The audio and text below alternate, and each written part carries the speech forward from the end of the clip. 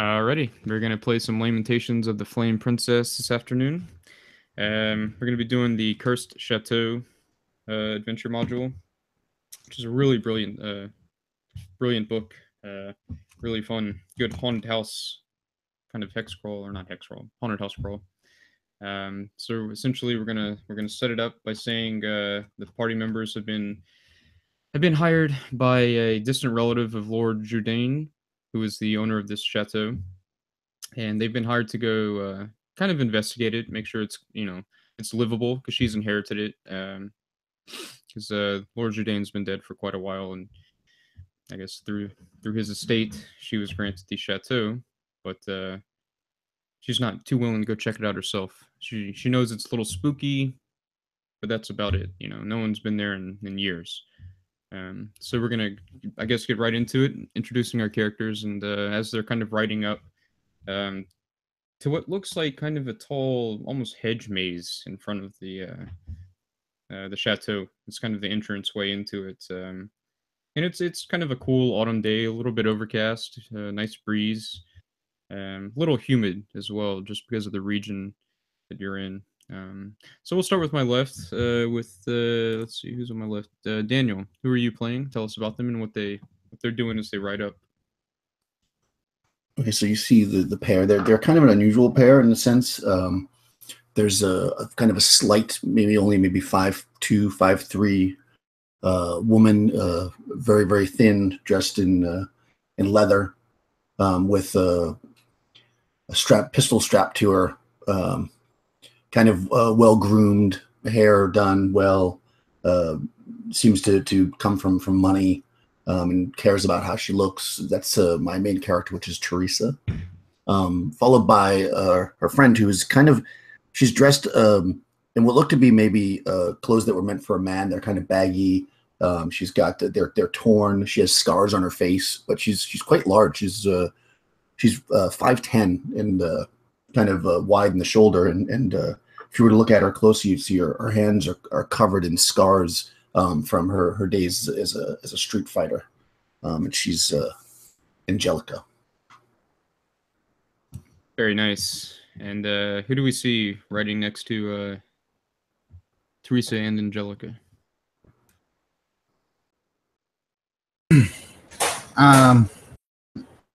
Running up behind those two is our two sisters, actually. The sister who'd be riding slightly in front is Jessica, the older sister, who is a fighter. She actually still has her shield left over from her days as city watch before she left with her younger sister to go off adventuring. It has the emblem of a stallion on the front of it. She keeps it as a reminder of her home, her past. She looks like she has a little bit of battle experience, even for her relatively young age, mid-20s. And seems to have, as she wears a chainmail that's in really nice condition. Seems to be kept really well maintained. Her hair is kind of up in a bun to keep it out of the way during battle. And she seems to have a kind of more serious overall tone as she is constantly looking around, trying to see any place where maybe there could be an ambush set up for them. Our younger sister seems to be a little bit more off in a daze as she's riding on the horse, and they're trotting along this trail. They've slowed down enough that she's managed to pull out a book, and she has her head just like buried in this book as she just looks up every once in a while, tugging on the reins gently, not really paying attention to what's going on. She has a leather chest piece covering her, mostly only because her sister makes her wear it. She definitely loves much more the idea of the classical mythical wizard of wearing only a robe and a staff. So she has her staff on her back. Yeah, and if it wasn't for her sister being there, she definitely wouldn't be wearing this leather. But she is, and yep, she's just letting her sister do her job as they're coming up to this mansion, and she's trying to figure out what's exactly going to be waiting for them there. Very nice. And yeah, so like I said, kind of approaching this this kind of large hedge maze. Um, the maze entrance, as you approach it, it seems to be the only way in. The rest of the grounds are sealed in by very high walls, so it's hard to see over. And as you get to the entrance there, it's a wooden archway. It's emblazoned with the single word Iorai. I'll put it in the chat there, in case you need to know that. And that's the entrance there. It seems like that's kind of marking the entrance. And so I'm going to leave you to it. What would you like to do? Is this word another kind of language that we could roll to see if we know? Yes, in fact. You would... Yeah, you're going to have to roll, see if you recognize the language, actually. Okay, both my characters rolled a 3, so neither of them know this language. Okay. What about Teresa and Angelica? So Teresa sees them staring at the sign, and she kind of moves her horse up slowly to see if she can read it. And she can, I guess. I rolled a 1. Nice. Yep. So you would read this word, and you're not quite sure what it means, but you can read it at least and pronounce it and stuff. Mm-hmm. Okay. I'm like, aha! It says Irai. I think that means welcome. And then she's gonna. Is this place where we could leave our horses? Like, is the maze wide enough for us to walk our horses through it, or should we? Or is it more likely that we leave them out here? Yeah, you would leave them out. It's barely wide enough for 2 people to walk through at the same time. All right, yeah. So she jumps down off her horse and she gets her pistols, which are probably on her horse right now. They're on the saddles or whatever, and she straps them across herself.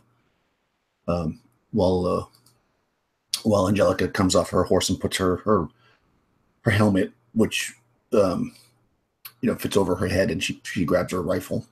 She says, "Are we expecting trouble here? I don't think so, right?" Jessica, she climbs off of her horse and she's getting her things together, says, "You should always be expecting trouble." Yeah, this is really uncomfortable, though. She takes her helmet off and kind of just like holds it in her hand. And she says, "All right, let's go."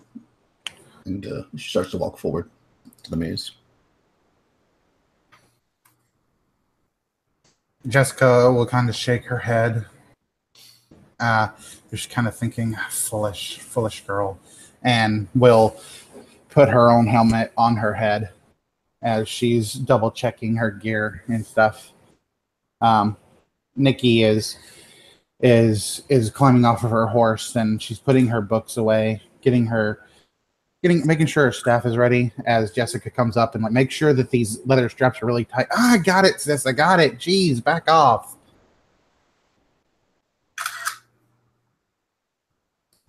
Very nice. And yeah, so it's like I said, it's a wooden archway.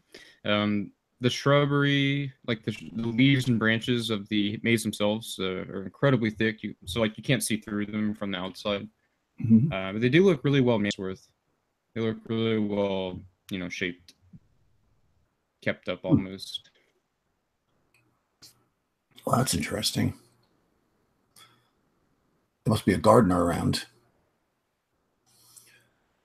So it just goes straight ahead of us, or is there a lot of ways that we could go? So looking into the entrance, it goes straight, maybe 5 feet before it hooks a left. Cool.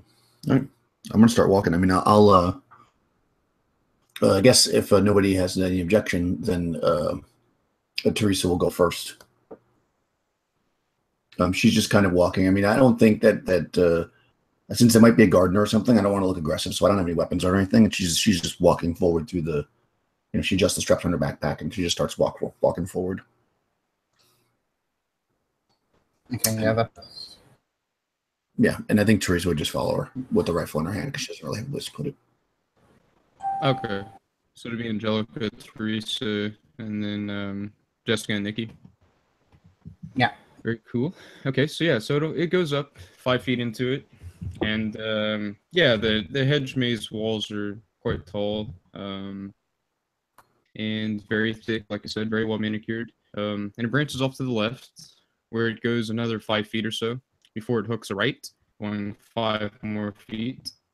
Oh, sneaky. Then it hooks another right, going 5 feet. Then it hooks another right, going about 2 feet before it hooks. That would be a left for you. Then wow. it hooks another left, and then another right. And after about 2 feet, you could either go straight to the right. There are 2 paths, both kind of heading down, which would be south at this point. Oh, interesting. So they're both on the right hand side? You would see. Yeah, when you get to this part, yeah. Well, it's like there's a hedge in the middle of 2 southern little sections. Yep, yeah. makes sense. And I think you could actually see a bit of a statue poking out from one of them, the one on your farthest right. So if we go past the first one to the second one, we'd see a statue. Let's see. So if you're facing south, the one on your right, yeah, not the left path, yeah, not the straight. Yeah. So yeah, you could see it kind of sticking out from the bushes there. I'm gonna. There's a statue over here, guys.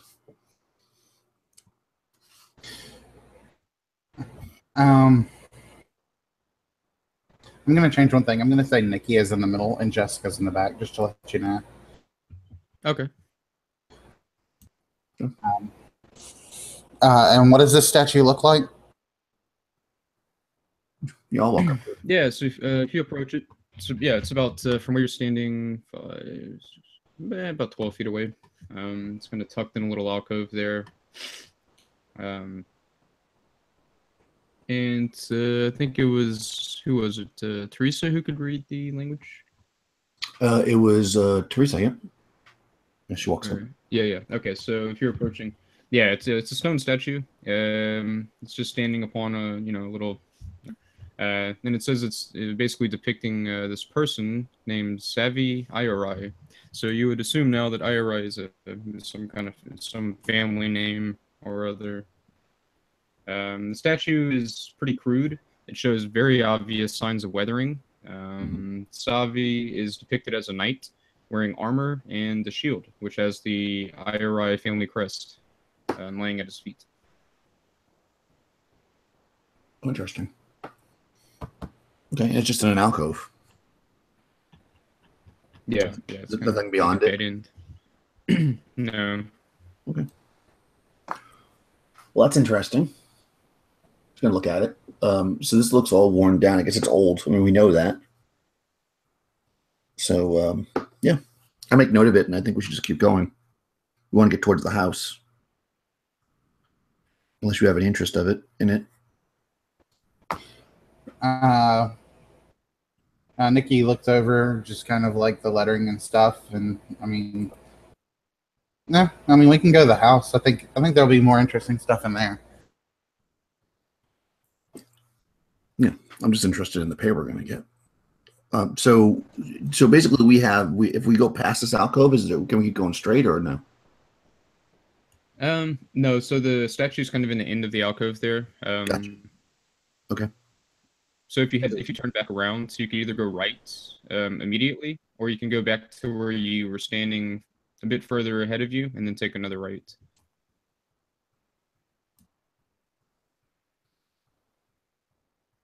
Oh, okay. So the statue is to the there's left. the first. Okay, I put the statue in the wrong spot. So the statue was to the left. Okay. I was like, okay. All right, cool. I think sorry, it's confusing me. It's upside down. Well, it was a maze, so. Yes. I mean, I would go to not the one we walked past, but the other ones. We're already here. Okay, cool. No sense in backtracking. To the right there. Okay, so you take that first right, and you go down. You're heading south, and then you take a left down. It hooks another left to where you're facing north. Mm-hmm. And then you're at another dead end. However, at the end of this dead end, there's a lilac bush, a lilac, however you pronounce it. Well, lilac bush. I've never said that word, that flower, lilac. Yeah, there we go. Well, that's nice. Yeah, and it looks like it's flourishing. It's you can smell it from the 5 or 7 bar. It smells quite fragrant. At least from where you're standing, and it's beautiful. Well, I'm gonna walk up and cut a piece of flower off and put it in my hair. Teresa is, not me personally. Okay, so sounds good. Let's see. This is the lilac. Is it just happen to be growing here, or is there like a garden patch here where like it seems like someone's taking care of lilacs before? Yeah, it's just a individual bush, but it does look like it's well kept up. Okay. It's well groomed and all this, and it looks obviously like it's been watered. I mean, the flowers are, flourishing. Nikki. Now, who was cutting it off? Teresa. Sorry. Yeah, Teresa. Okay, so as you lean in to cut it, how close do you, I guess, to the flower as you're trying to cut it? Oh, I get close. Okay, so Yeah, cut it. Roll a save versus breath weapon. Of course.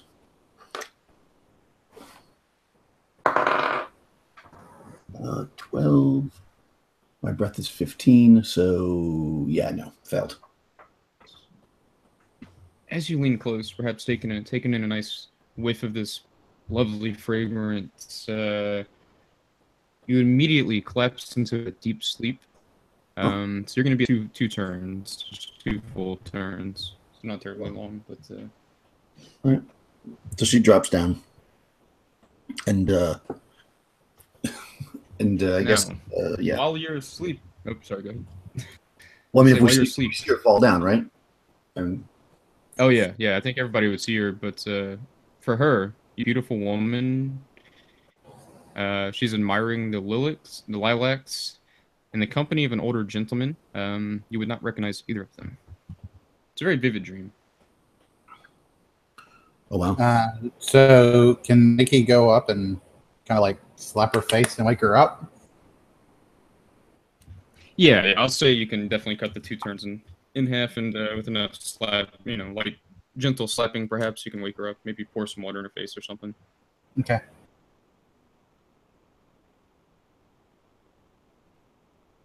Yeah. So yeah, we'll go up and do that. Nikki, and when she wakes up, Nikki will inquire, "What happened? You were sniffing that flower and you just fell over." Must be seasonal allergies. Yeah, must be.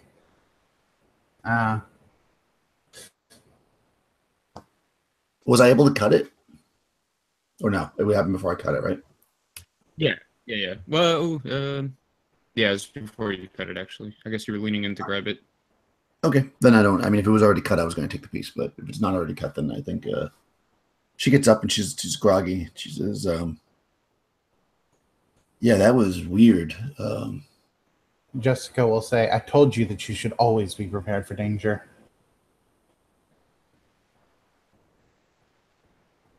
She blinks.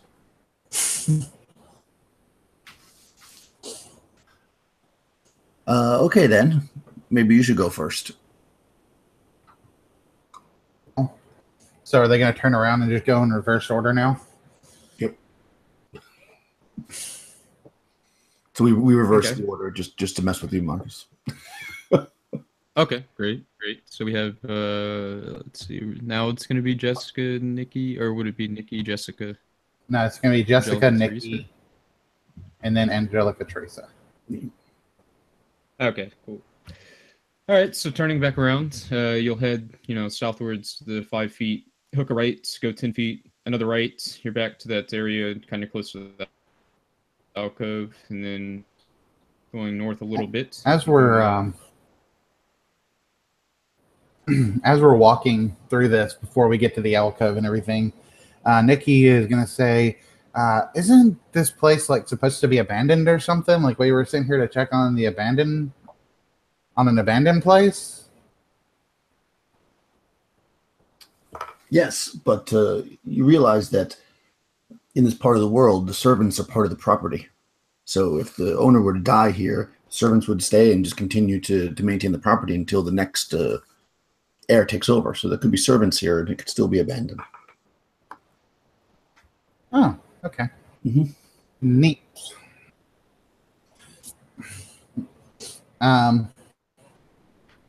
The cove, and there's only one other way to go, right? Correct. Yeah, you go back to kind of that first spot where you came to. Yeah, and you can just go right. Okay.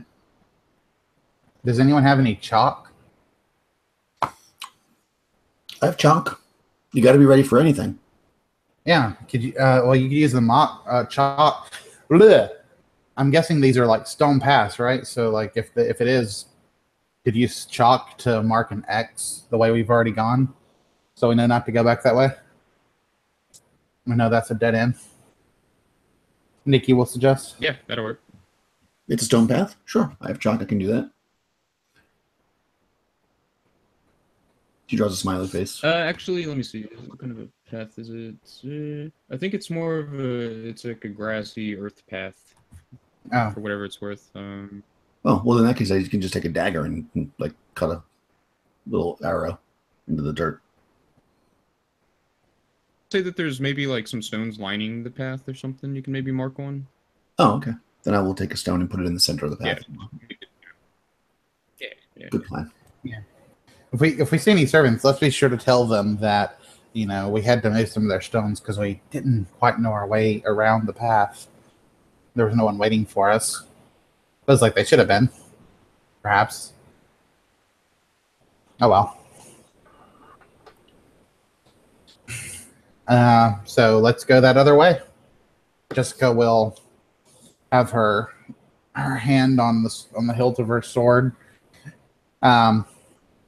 with her shield in her other hand as she leads the way, just ready for these bushes to just attack at any moment. Currently, Teresa is drinking from her flask. Nice. Okay, so heading, let's see, east. You'll go 5 feet. Then you can hook a right, heading south. Another 5. And then it hooks to your left, heading east again. 5 feet. They're about 2.5 feet. And then it hooks another left, heading north. And that'll go about 10 feet. Oh, wait, excuse me. Okay, backtrack that before you take that left. And then there's actually... like a little path you can go on your left-hand side, or you can go straight down before it hooks off to the left. Yeah, so there's 2 directions. Sorry. Okay. Just go look down the small path, and then she'll look straight, and she'll say, "Continue going straight."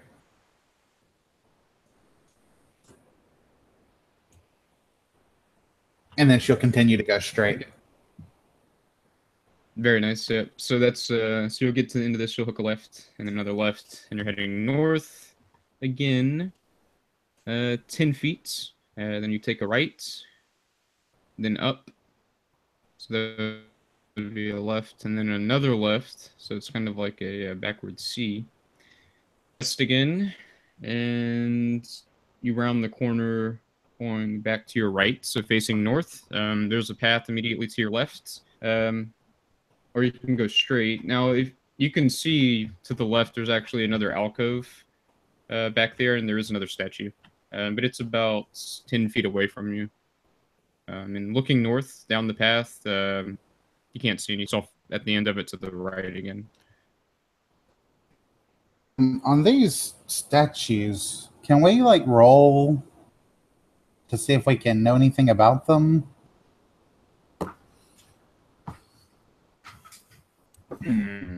I don't know, maybe architecture, or I mean, there's no like history or anything like that. So Yeah, you can sure maybe see, you know, what era the statue looks like it was from and all this, or now, how it was is it? constructed or something. Does everyone have a 1 in 6 except the specialist gets extra, or is it only the specialists have a 1 in 6 and everything? No, everybody else would have a 1 in 6. I think unless Okay. you're like a dwarf, which may Okay. have a bonus.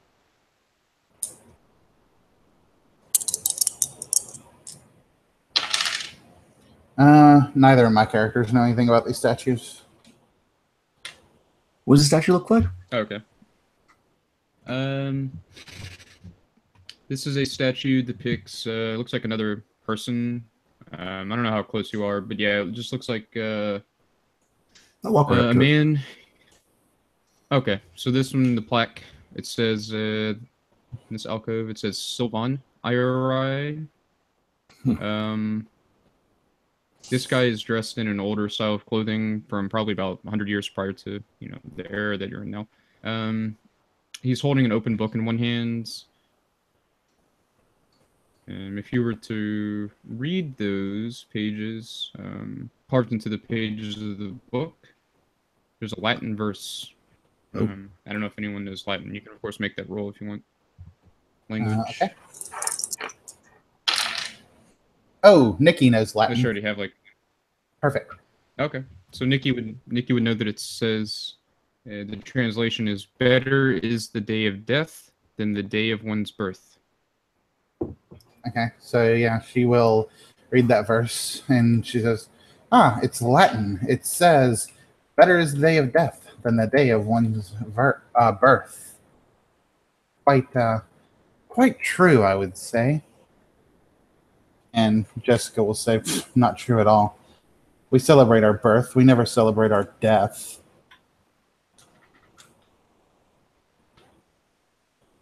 We remember those who died fondly, but it's much better to be alive than to be dead. No, I think that the day of death is much better than the day of birth.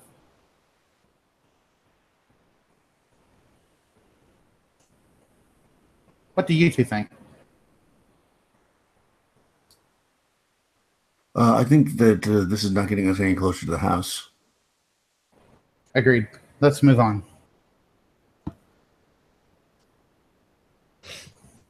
Okay, so heading on back so north, and then hooking a right.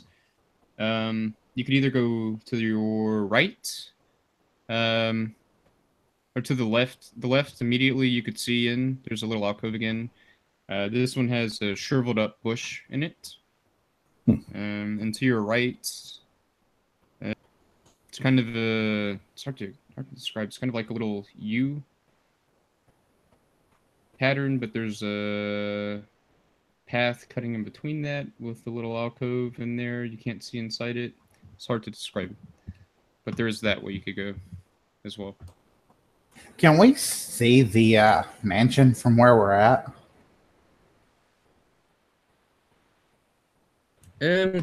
Probably not. If anything, maybe every now and then you would see like one of the maybe one of the bits of the roof or something here and there. Some of the more like chimney stacks, perhaps, or something.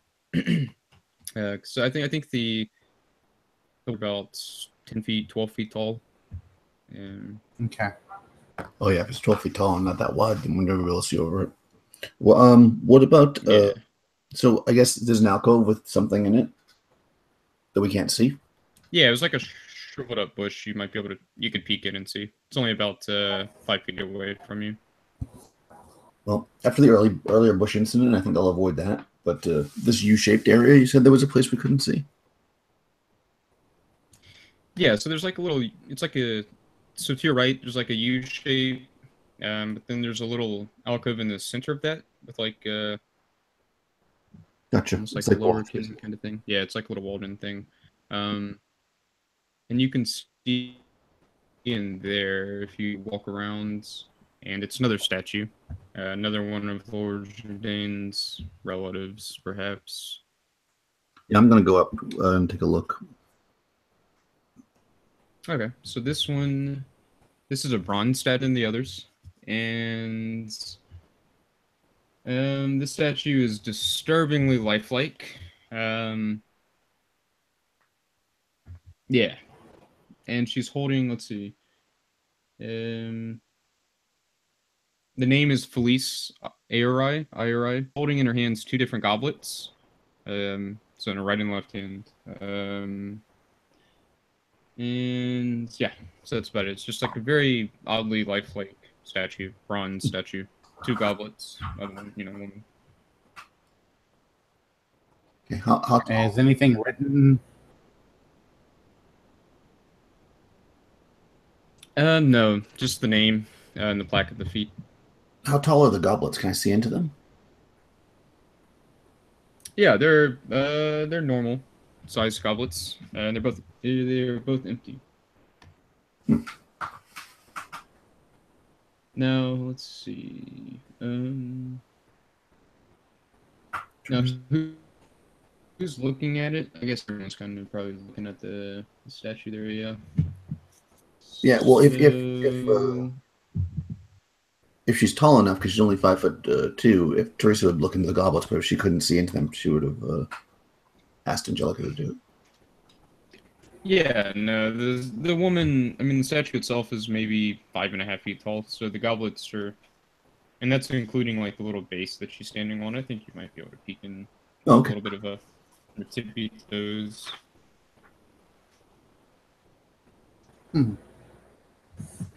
I guess as everyone's looking at the statue and you're checking out these goblets and what have you, everybody roll a save versus magic. Okay. Teresa fails. Fails. You want to roll over, right? Yep. Okay. Equal to Jessica or definitely. Jessica gets a natural 20, and Nikki nice. has a 14 versus magic. Yeah, she has a 14, so I guess she passes with a 14. Okay, cool. So the two that failed, believe that you've seen the statue pivot on its plinth, and you're immediately just overcome with fear of the statue. And the effect is actually, so you're gonna flee. It's gonna cause you to flee, and you're not gonna be able to bring yourself to come closer than 10 feet to it, and it's a permanent magical effect, basically. Okay. You're Yeah. like I mean, I permanently afraid.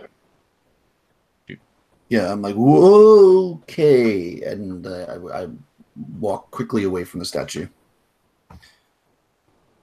Hey, wait up. Right. Let's stick together. Yeah, it's fine. I'm gonna go down the next path.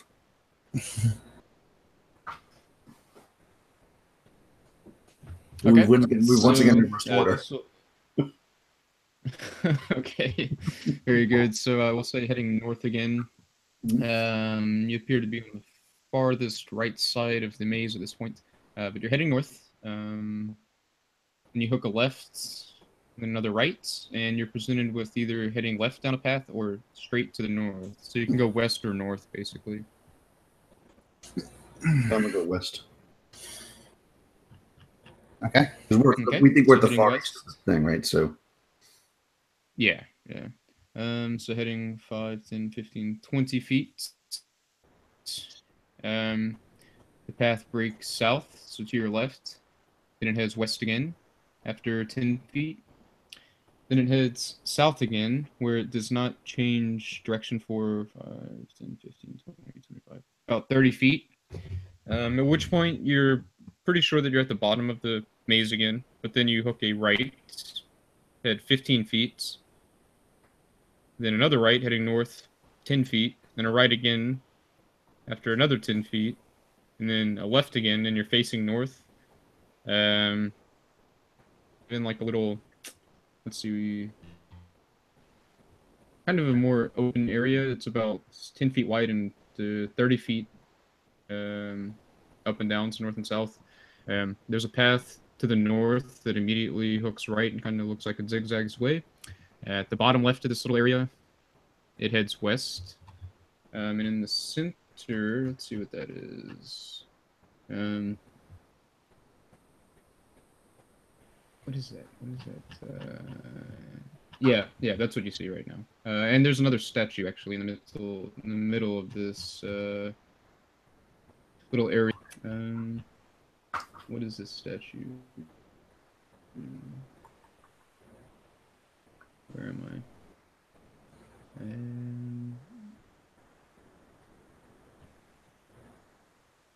There's not a description for the statue. Good. Magic. It should be. There's not.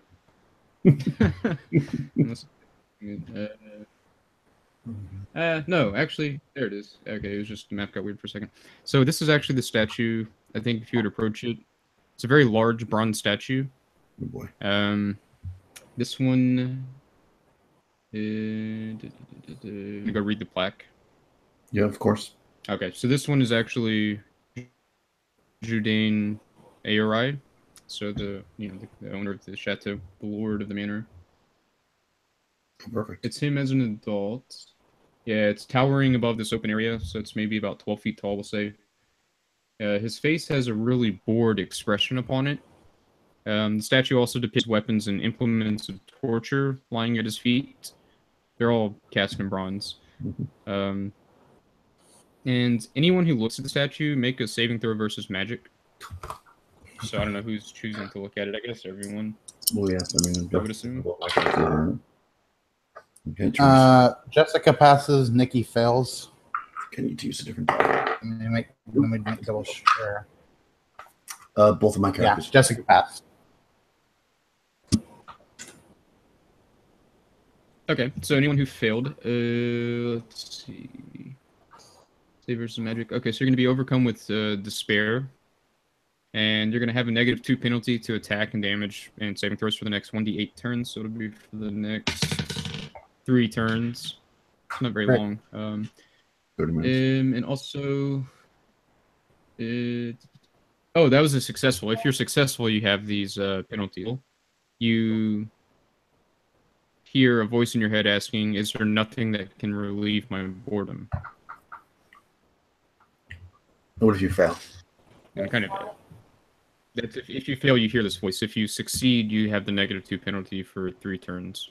Huh. Okay. So those who everyone failed wins.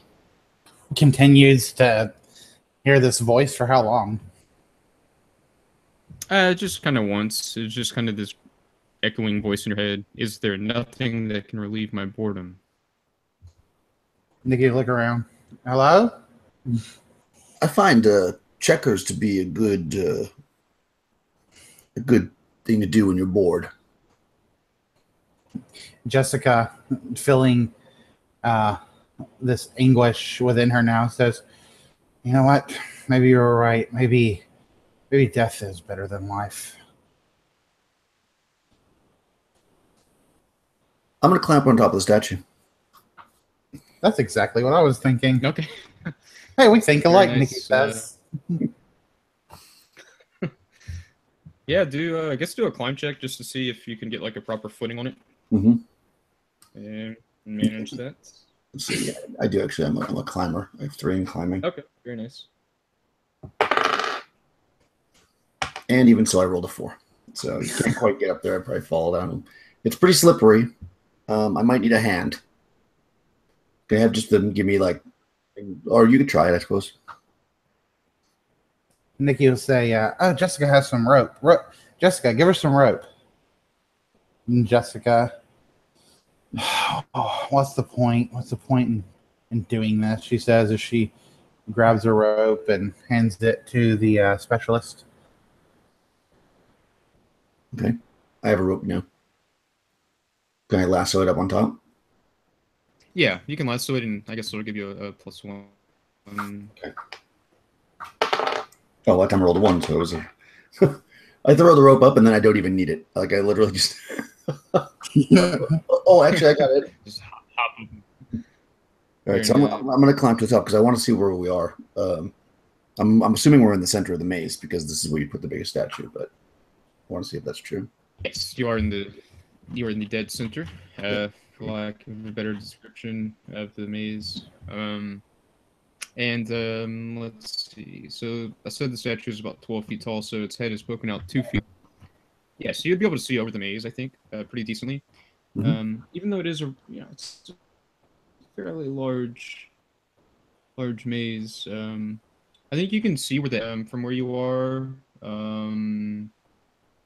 You know that it is basically directly from where you are north at the very northern tip is where you need to head.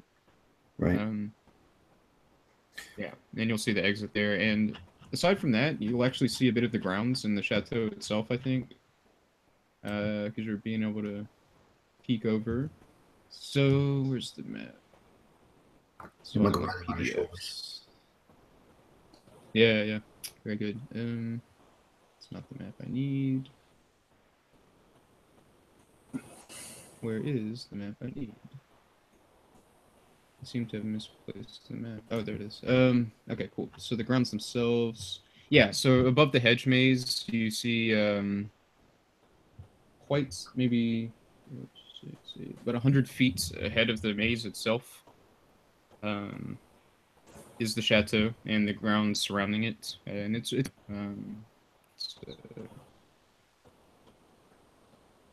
a few hundred feet wide, like in a square, basically. There's a few different parts of notable appearance. Let's see. I can find the page with all that. Yeah, so you see the front gates at the end of the maze there, which is at the northern ends. A fountain to the right, kind of far off in the yard there.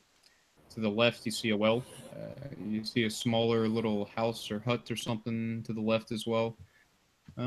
That's probably all you can see. Then the large chateau, about 100 feet past the gate to the north. So I'm gonna reach in my pocket and Yeah. and pull out the chalk that I have, and I'm gonna drop it down to the fighter down there. And I'm gonna say, use your shield and draw out the map as I describe it. And I'm gonna see if I can look from up here and see if I can see the path to the maze and have her draw us a map. Jessica, overcome with this despair, doesn't really feel like it. So Nikki takes her shield and the chalk and does it for her.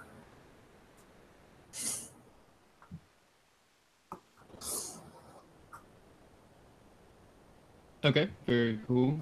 Yeah, I mean, I'm not gonna try to describe the whole maze. I'll just describe what I think is the path to take. Yeah, go this far, turn left. Okay, yeah, I'll see. Yeah, I think with enough time up there, you could probably. Let's see if your head's poking out. All right, so although it's kind of narrow, you're not going to be able to do it perfectly, but you'll have a rough idea, I think, to get in the right direction for sure. Okay. All right, up, up, down, down, left, right, BA, right? Exactly.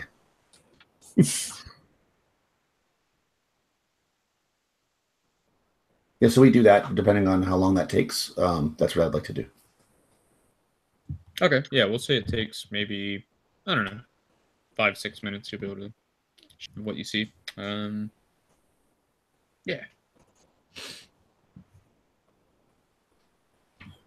Then I will shimmy down, and I'll take the rope. All right. Very good. So you know that you need to head north from where you are, basically. Let's see. Yep. So what's the marching order now? Assuming you head out. Jessica will be in the back again with Nikki in front of her. Yeah, I think we're back in our original. Okay. And I guess you're just, as I come to turn, you're just reading off to me what's on the shield. Yeah, since I'm guessing as we're traveling, the turns go down to where Jessica's no longer feeling that despair, and she's looking at her shield, and she'll say where the directions are. Okay, so let's see. I'll say, let's see. All right, so you go straight, you take a right, and you take a left, and take a left, you take a left. So you're heading south. You'll take a right, a left, another left, then a right, then a right again, then a left. I'll say you get to where you're confident that you're in the upper left hand of the hedge maze. You're facing west. There's a path to your left. There's a path straight ahead, and there's a path to the right.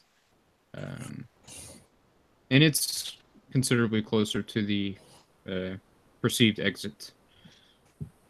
And that's about where I think you would have gotten confused.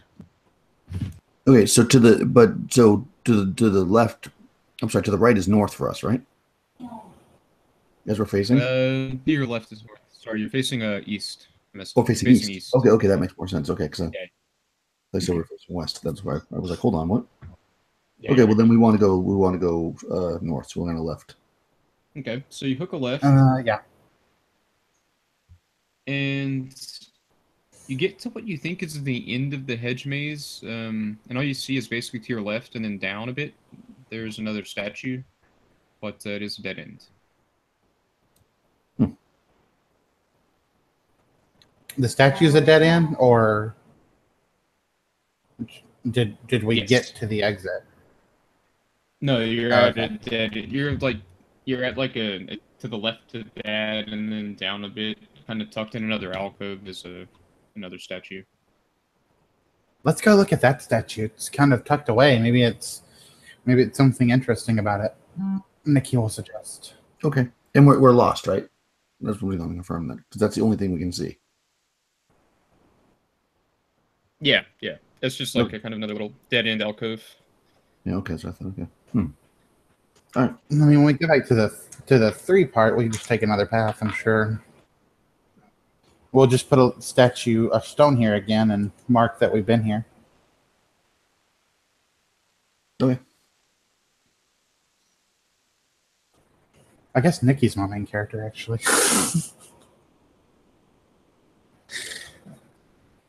Yeah. Statue and check it out. Okay. Yeah. So you're on to go check the statue. All right. So this one, it's an older statue. It depicts a smiling middle-aged man. Let's see. His arms are outstretched. The palms of his hands facing upwards. And everyone who enters this area, you just begin to feel calm and in peace. And you really don't want to leave it. Perhaps you just stand there or you sit down, but so everyone will have to make a saving throw versus paralyzation. Okay.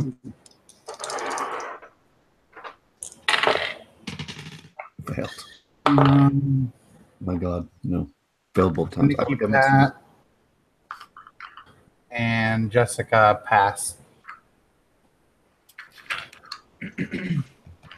All right, so just one fail out of the 4. No, both my characters failed.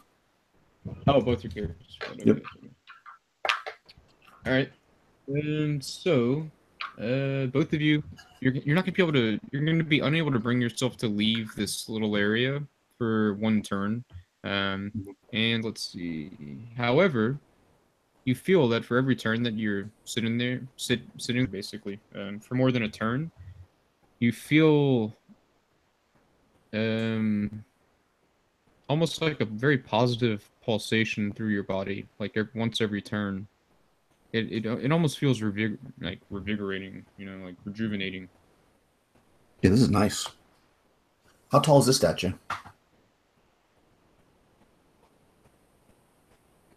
This one's just the normal size of an average height man, so maybe 5'9" or so. Okay. I looks around for a minute. Is there any writing on the statue or anything? Yeah, this one just has the name Gabriel. Okay. She reads it, looks around. Okay, let's head back the other way. It's kind of nice here, though. I mean, yeah, it's kind of nice, but we have other business to take care of. Yeah, but it's still early. I mean, you want to make that money, right? So, the sooner we get this done, the sooner we can get that money. It's true. All right. What if we, if 3 of us with the statue as well, kind of form a base, and somebody try and lift one person up high so we can see where we are. I'll give someone a boost. Jessica says. Okay. Okay. So, Yeah, so we're going to do a almost climb like check. cheerleaders. We're basically like Renaissance cheerleaders right now. Ah, okay. Yeah. So you're not getting on the statue, are you? You're just Well, getting if we need there. Let's see. So it wouldn't hurt. No, I think 3 people should be able to lift a person you'll up. be able to. Yeah. You'll be able to peek over. I think on the shoulder. Definitely. Yeah. Yeah, because you're both like 5 foot, 5'2" ish or more. So yeah, that's really fine. So you would see that you were quite close to the exit. Maybe if you're facing north, it's about 30 feet to your east. And yeah, you'll be able to make out the path to get there within such a close proximity. Okay. So we just have to like go You do back. see, yeah, you see a couple more. Let's see, what is this? Let me just scroll down. Where am I? You see a couple more like trees and nice looking bushes. Like you see a pretty nice tree not far from where you are. You see a strawberry bush. Oh, Which is actually that one's on the way out. You'll be able to pass that yeah, little alcove. I'm definitely going to strawberry bush. Yeah, for sure. So that one's on the way out, but so you'll maybe know that that's like a marker. Like, all right, I need to get to that strawberry bush. And, yeah. With enough time, you'll be able to memorize the routes. It's pretty simple from where you are. All right. Yeah, we'll try it again. So this time going back to where you had that stone down. Yeah, you'll be able to wind your way out. You do pass up where you see is an alcove with a tree and then another statue. You can explore it if you want, or if you want to just head out towards the strawberry bush. I do want the strawberries, but I wouldn't mind doing the statue too. Yeah. Okay, yeah. I think you'll be able to see go ahead and these statue. items. Okay, so the statue itself, this other statue, reading it, it's another bronze statue. It says Clut Tildu, IRI, which is Clut Tildu. Let me see. Clut Tildu. Their name, or is that a language? Interesting name, yeah. Oh, wow. That's another name. Yeah. Sort of French, I suppose. Yeah, I think let's see. So this one, it depicts an attractive young woman dressed in the robes of a scholar. There are piles of books and scrolls at her feet. Her arms are open in a welcoming pose. Identifies her name is carved the Latin word Quero. I don't know how to pronounce Latin, but I think one of you could read Latin. So it says ask. Oh. Yeah, Nikki can read Latin. Yep. Okay, so yeah, you'd be able to read that it just says ask. Ask. Maybe it'll answer. Yes, ask. Ask? Maybe it'll answer a question for us. Why does it say ask? I think that maybe it's looking for a particular question, or maybe it wants us to ask it a question. Oh, ask. Okay. I thought you said ask. No, it says ask. Oh, that makes more sense. Let me see. Let me think of a clever question. Okay, statue.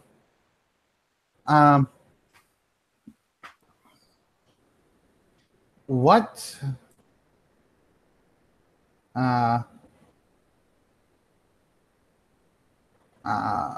Angelica steps forward and says, "What color are my britches?" And what color are they? Just so I can have a reference. They're red?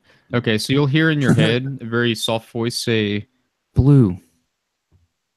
Okay. She looks down at her. She actually looks to confirm that they're red. She's like, let's have strawberries. And she walks away.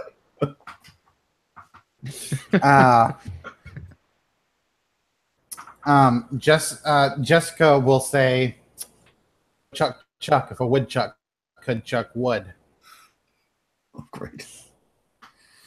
And you'll hear in your voice, and you hear in your head a very soft female voice say, "Woodchucks don't chuck wood." There you go. Around like what?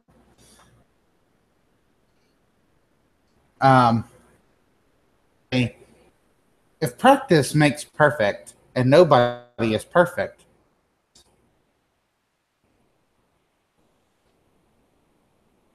Wait, say that one more time. Sorry, you broke up a little bit.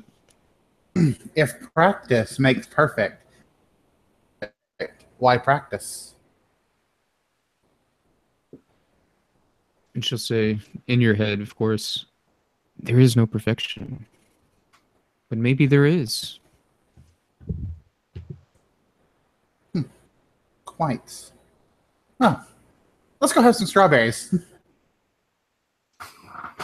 Very nice. And okay, so heading out of this little alcove, it would wrap back around to the main path. However, you would see this kind of large tree that you might have spotted from the shoulders earlier. You won't even have to approach it, but you'll see the you can see the details on it as you pass it. It looked like it maybe used to be like an apple tree. I think maybe one of you might know what an apple tree looks like, perhaps. But it's dead. It's a dead tree. But the bark has been elaborately carved with grinning skulls and demonic faces. Oh, creepy. That's not good.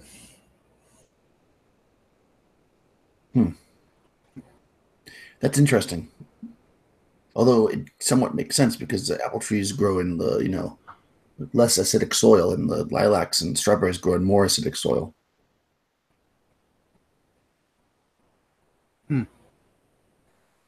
Well, I just think that the pictures are cool. We shall not return here. Well, we have to get back. We'll return here only once. But we will pass it up right away. I do not want to have anything to do with demons. Oh, come on, sis. Demons aren't that bad. I mean, they bring magic to the world.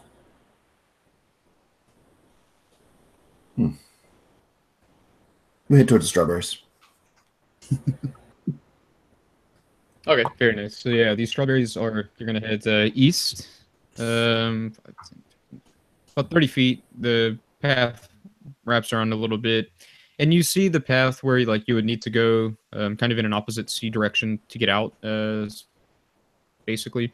But there is a little alcove where the strawberries are. And yeah, so it's this very large and lush strawberry bush. It's covered in large plump berries. Yeah, they're just bright red. Oh, so tasty. Nikki, without even thinking about it, is just going to run up to the bush and strawberries. Jessica's going to say, wait, no! That's too late. Nikki has run up to the bush and has started picking strawberries. Okay, great. Yeah, and they plop right off, and they feel very plump in your hands. Very perfect texture, like strawberry texture, like the perfect. Nikki will say, "Oh gosh, these they're nice just and like." large. Nikki is talking about how perfect they are. Like, oh, they're the perfect weight. And Jessica says, "Don't put that in your mouth." And Jessica puts it up to her mouth, and she says, "I'm serious. Don't you bite that."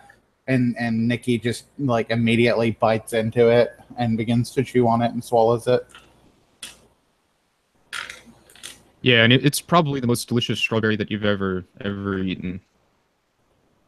Oh my god, these are so good, guys. You all have to get you some. I don't know where those strawberries have been. I shall not pick any of them. Yeah, we'll walk up and get some strawberries. Okay. Are you gonna eat some as well? Yeah, sure, of course. Both of my characters will eat strawberries. Okay. I'm not gonna engorge myself with them, but I'll eat one or two, and then I'll maybe put a couple in my bag. How many are you both gonna eat? More than one? I'm just curious. I will eat 1d4 strawberries. Hold on. Yes, same here. Nikki's gonna eat 1d4 strawberries as well. One for Teresa. Okay. 4 for Angelica. Nikki ends up eating 3. Okay. So Angelica and Nikki, as you're consuming the second strawberry and into your third, both of your faces and your skin, starting with your face, but eventually your skin shifts and becomes a brilliant red color. Out of character. It's going to last 3 weeks. Your skin's going to be red. Wow. Like, does it look like it's burnt? It just looks like strawberry color, like exactly the color of these. It was Nikki and who else? Angelica. Angelica? Okay. As Nikki sees Angelica's skin turn red, she'll look at her and she'll kind of giggle at her and like, oh, look at your skin. You're all red. Not seeing her own skin. Are you looking in a mirror, girl? And then she looks at herself and Jessica will just say, I warned you not to eat those. Who knows what effect they could have on you? Well, obviously they have the effect of turning your skin red. I could be the Red Fighter. Scarlet Boxer. She's starting to come up with names now for her boxing. This is good. I like this. Yes, and I will be the red mage. That just doesn't sound cool. That's just no good red and wizard name.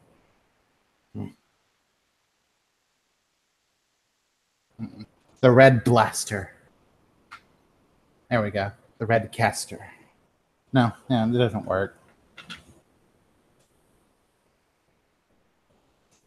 Well, I'm glad you're having a good time. As she's going permanently.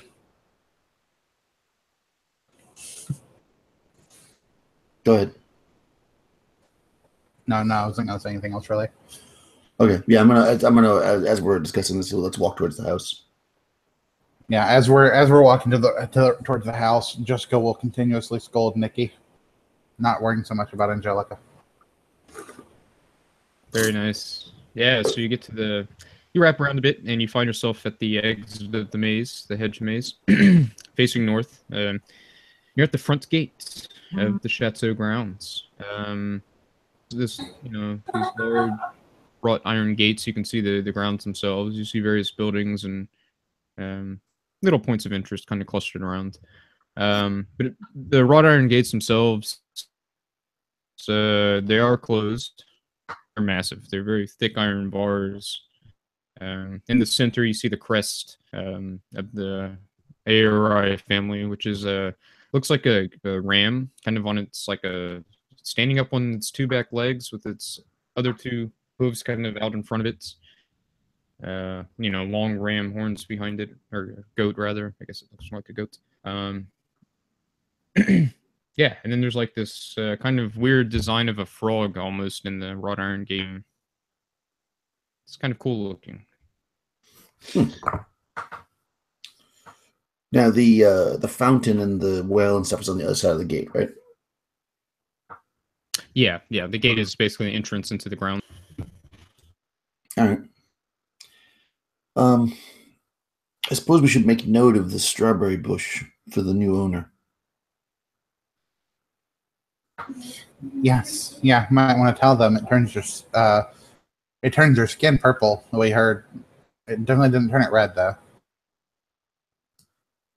You know what? We've been caught eating strawberries red-handed.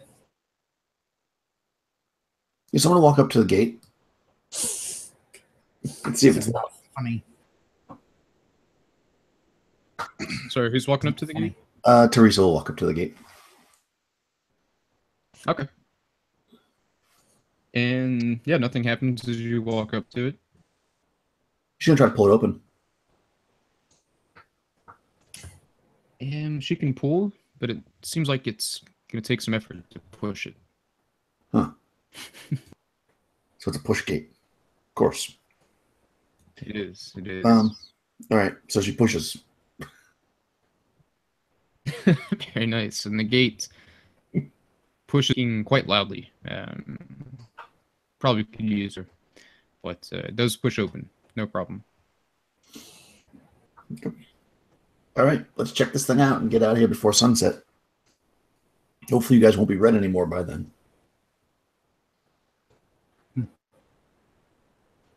And she walks through. Yep. We'll all follow. Okay. So once you're all through, the gate behind you quickly snaps shut. And almost makes like just a very loud, kind of crash as it snaps shut. So it'll definitely catch your attention, I think. Jessica will go back and see if the gates are locked. Yeah, it's not even budging. Not even in Great. the slightest, no matter how hard you maybe push and pull on it. Seems that we have been led into an ambush.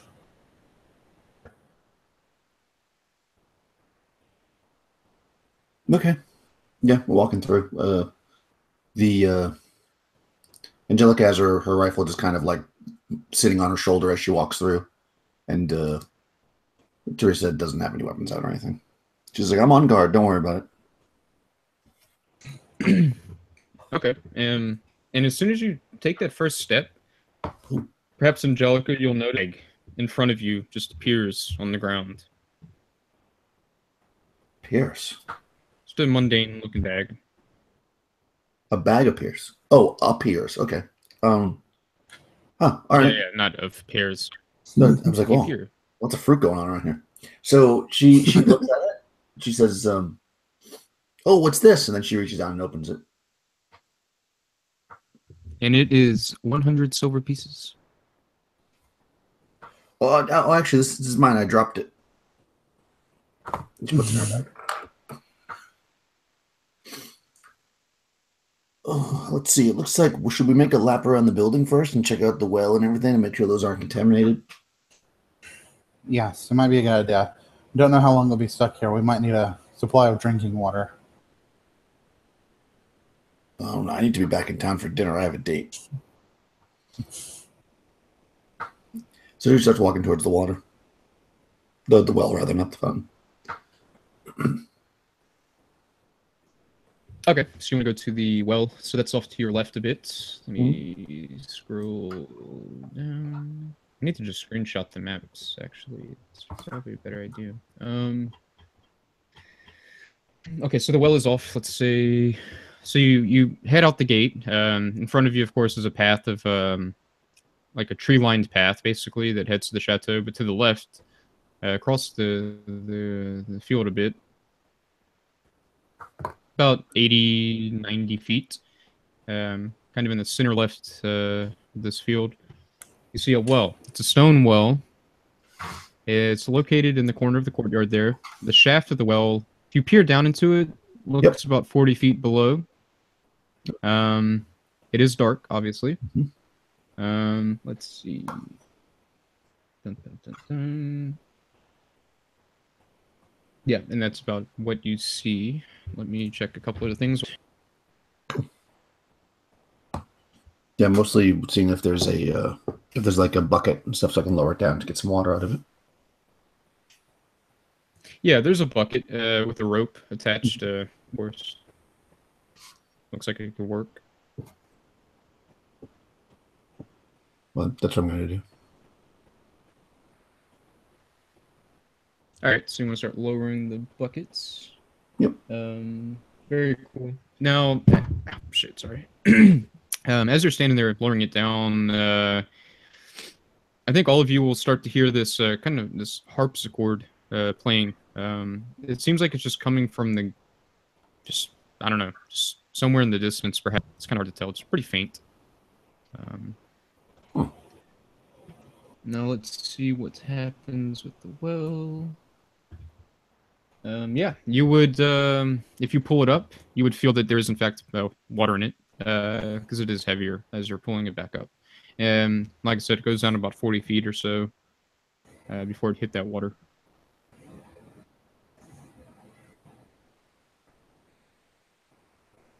Cool. Yeah, I'm gonna once it gets down and splashes into the water, I'll lower it a little bit more to get the water into it, and I'll pull it back up. Yeah, definitely. Yeah, and in no time you'll be presented with a bucket full of fresh water. Nice. I drink it. Yeah, it tastes fine. It just tastes like it's perhaps from like it's freshwater, you know reservoir or lake or something below the ground there. Nice. All right, I tell everybody, and then I fill my water skin. Jessica waits for a moment as she makes sure no ill effects happen to you, and then when she feels confident enough that nothing's going to happen to you, she'll go ahead and fill her water skin as well.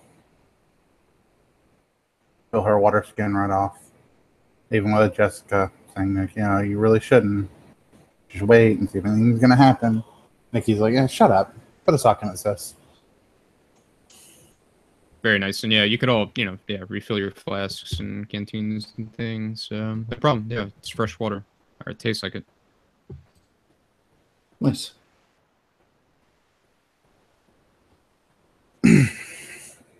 Let's see. So from standing here, if you look north, kind of north by northwest, there is a kind of a smaller building.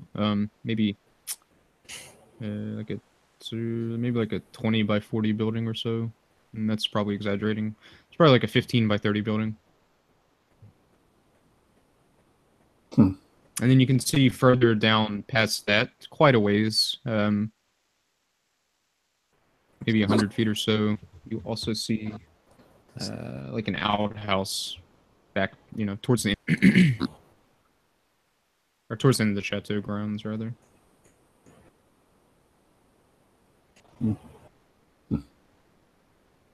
Okay, should we check out this building? Yes, there doesn't seem to be much out here. I'll head up to the front door. You all stay about 20 feet behind me in case there's anything waiting for us. Okay. And Jessica will head up to the front door and make sure her little sister stays back some. And then she'll reach for the handle, see if it's unlocked.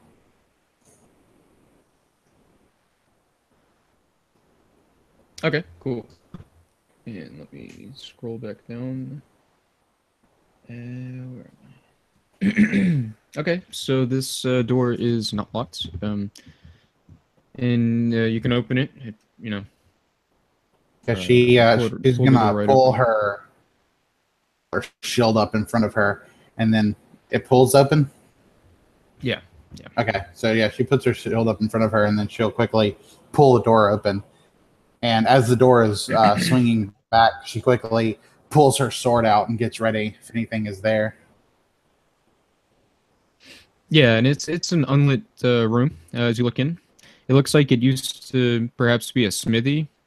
Something perhaps used by the inhabitants of the chateau. You see inside it some forges in the back. There's two of them. They're cold and inactive. They do look usable, though, of course. They don't look, too run down. Dust is kind of caking everything, though.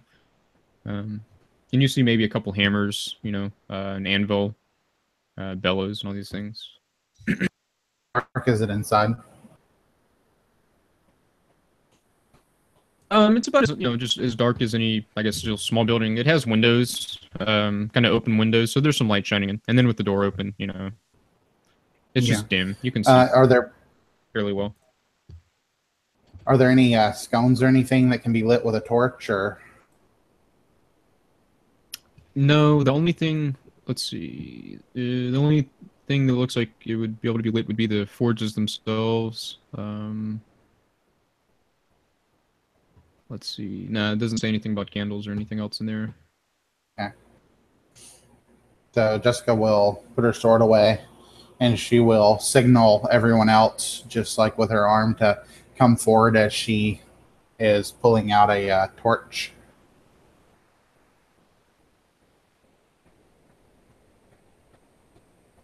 Don't burn yourself there. No intention. she will light up her torch and head inside the building a little bit.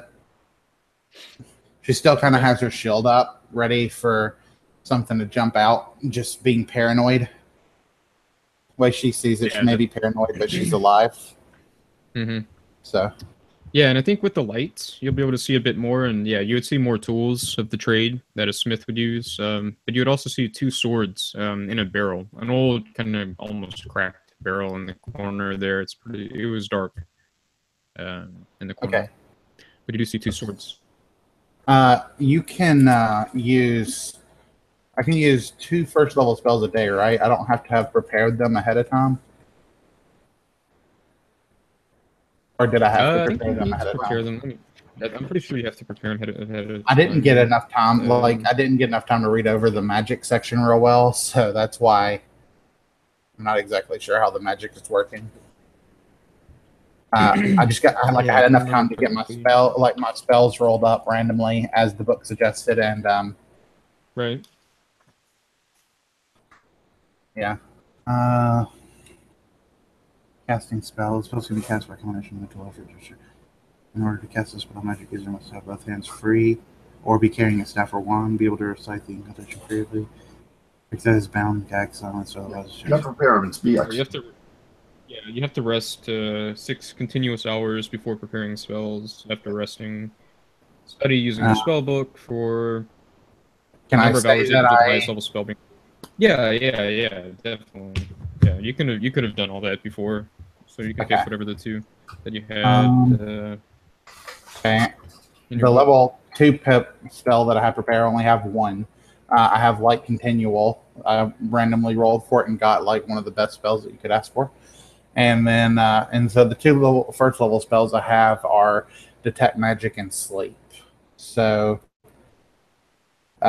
Nikki, upon seeing these swords when she walks in, I'm assuming Nikki has now come in and, she sees the swords. She's going to look at them and she's going to cast Detect Magic to see if either of them are magical. All right. So yeah, as you perhaps raise your hands to cast, you get the sensation suddenly that it's like you're almost silenced in this room. The magic just doesn't want to happen. It's so weird. I can't cast my magic here. That happens to everybody once in a while. No, this has never happened to me before. 1 second, guys. I've heard that before. Okay, so this opportunity. Oh, sorry. Go ahead. Go ahead. I was saying, let's use this opportunity while she's stepping away to take screenshots of the maps. Don't have to keep scrolling. Such a pain in the butt. I'm just gonna grab a drink then. I'll be like a minute. Yeah. You can take a $5. It's not a problem.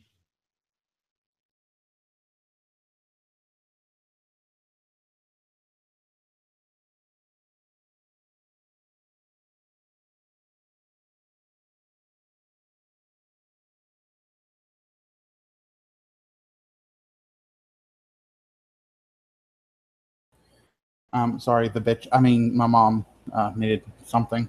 Oh, no worries. I think we're gonna take just a quick $5. I think Daniel was running to get a drink or something. I'll be right back, man. Yeah, no rush.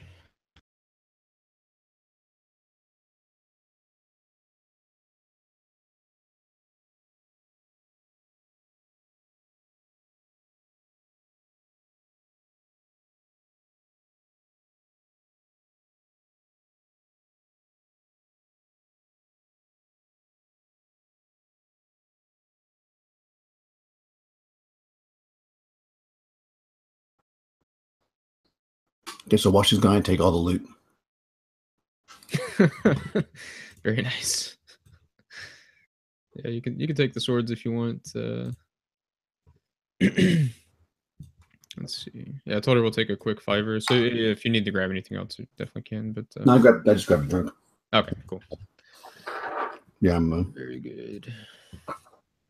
We'll probably grab the swords. Why not? Okay, cool. We're really a sword user, but yeah.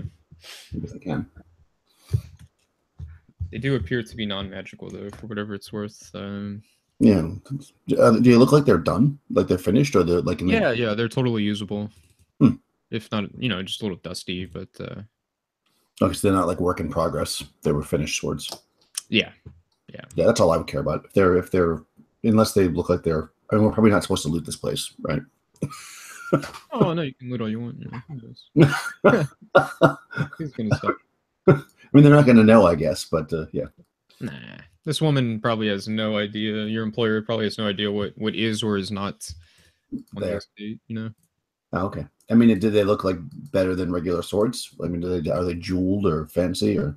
Yeah, they're well made. They don't look too fancy though. No, that I wouldn't take them. I don't want to. Okay. Yeah. I'll make note of where they are just in case I need a sword. Yeah, definitely not a problem. God, my throat is starting to just get super like crappy. I don't know what's going on.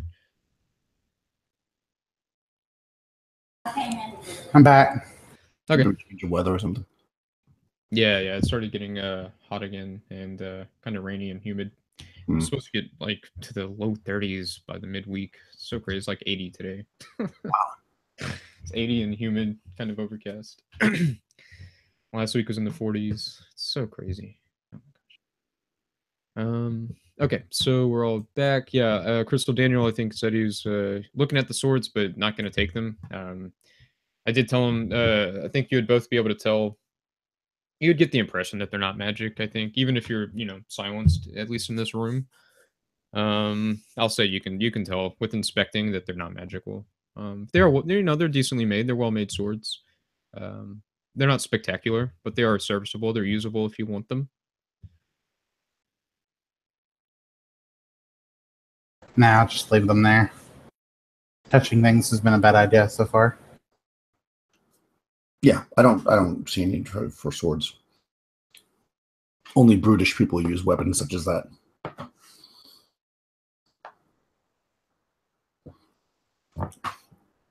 Okay, so this is a forge, and it looks good. So far, so good.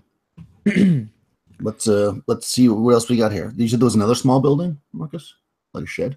Yeah, whenever you walk out here and you look to your left, so facing north, you would see kind of, let's see, 2, 4, 6, 8, about 110 feet or so, 120 feet to the north, towards the end of the property there, in the top left corner.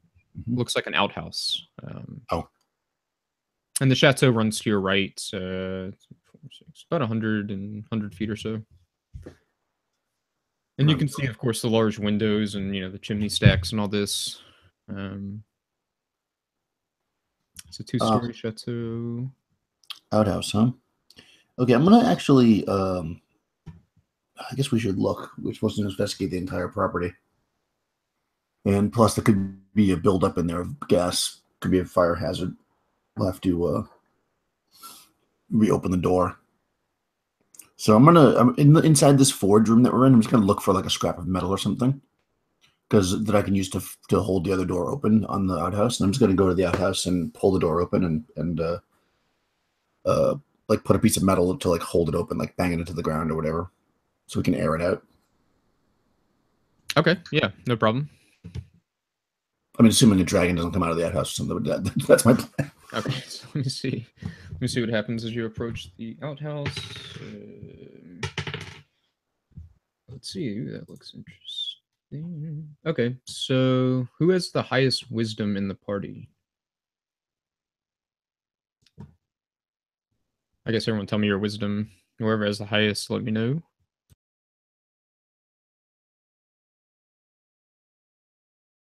Nikki has a 12. Jessica only has a 7. I'm muted, so I'm 11 and 8. Okay, so the 12, you feel as you're approaching this outhouse, just walking in the field there, you feel like someone places their hand on your shoulder. Nikki's gonna kind of gasp and say, "Wait, everyone!" And she kind of looks around and bet Like, I don't know if it's a good idea to go there. I just felt a sensation on my shoulder, like someone was grabbing it. Maybe that'll like keep us away. And you know me, Maybe they I'm just have to like go not first. the kind of person to I'm not the kind of person to usually back down from anything. Jessica will say, okay, fine. If everyone is okay with it, I'll just go up again by myself, and I'll hammer I'll hammer that metal into the ground. Nice. Be my guest. I handle the piece of metal. This was at the outhouse, correct? Yeah. Okay, cool. Yeah, it's just a small little wooden, outhouse with a wooden door. You can pull it open. It's a little heavy. I guess you'd push this one open, actually. Yeah, it smells really bad just whenever you open it to keep it open there, nail it open, or what have you. Yeah, it's really powerful fecal odor. There is a toilet in there. Does the fact that she's carrying a torch make a difference? Yeah, because I was carrying a torch. I forgot about that. Yeah. It does not light the air on fire. Oh. Okay. It's not gaseous or anything. If I put my torch down towards the toilet, is there anything in the toilet that would be making this smell? Yeah, about everything you would assume that would make that fecal odor you would find in the toilet. So just probably heaps of rotted old shit, literally, that's probably decayed and yeah, just dead shit basically. Okay, so she gags as she gets this metal jammed into the ground to keep the door open, and she'll come out coughing and I don't think any servants have been keeping this place up, or if they have, they haven't changed that out in forever.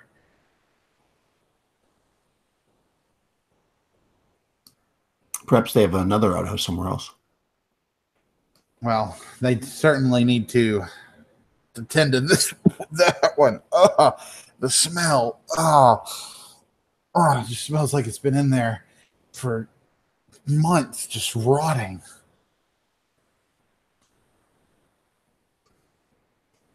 Yeah, well, that's why I wanted to open the door. Yeah, it'll air out eventually, maybe. In case you need the outhouse. Do flies start to buzz around it? Yeah, there's probably some flies in there. Okay, that's two buildings explored so far. We're doing well. Yeah, and looking around, like I said, this is in kind of the top left corner of the grounds there. If you look to your, let's see, what is that? So if you look east, kind of along the top back side of the grounds, you do see what looks like a stable, and past that, some kind of smaller kennel, right past that, and the stable is maybe about 80 to 100 feet away from you. It's about 40 feet by 20 feet, so 40 feet long, 20 feet deep. And that's kind of in the back of behind the chateau there. Seems that we could have brought our horses up here. That's what I'm thinking. Well, in any case, let's just get this done. Maybe we'll do that on the way out, because that's probably the way. There must be a way to get without going through the hedge mage. Yeah. So let's just leave that for now, if you don't mind. Let's go to the house. Yeah. Okay, so you want to go to the chateau itself now? Yeah, I think so. Why not? All right, so you want to go to, I guess, the back side, or do you want to head back around to the front? No, I'll go to the back if there's a door back there.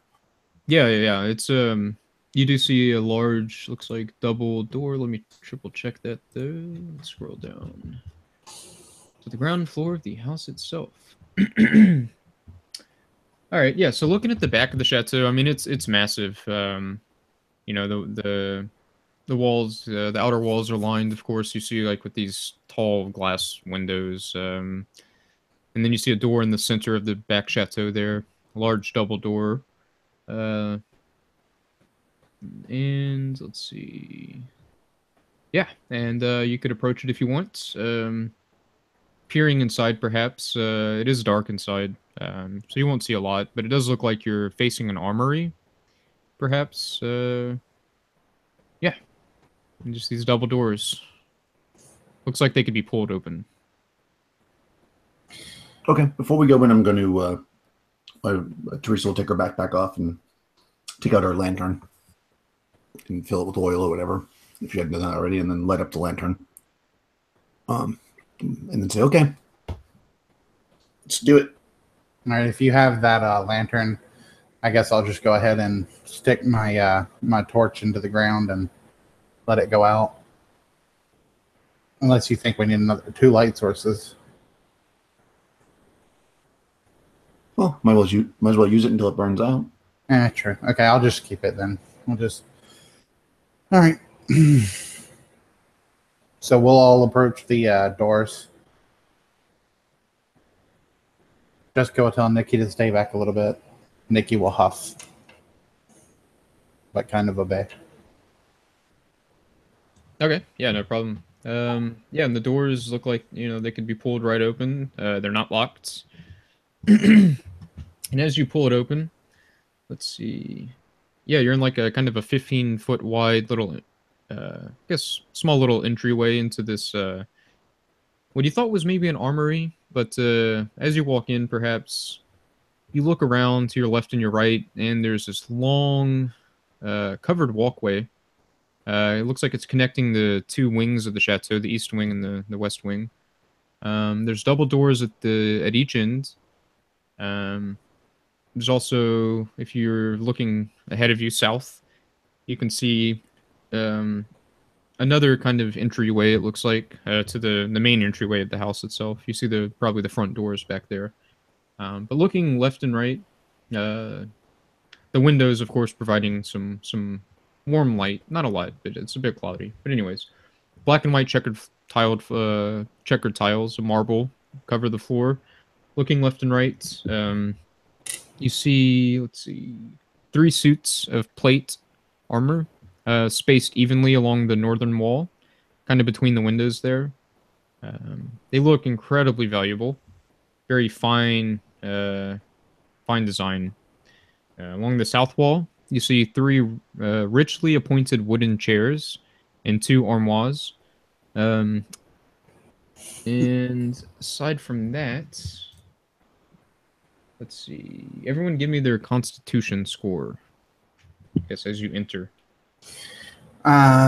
Jessica has a con of 13, and Nikki has a con of 12. Okay.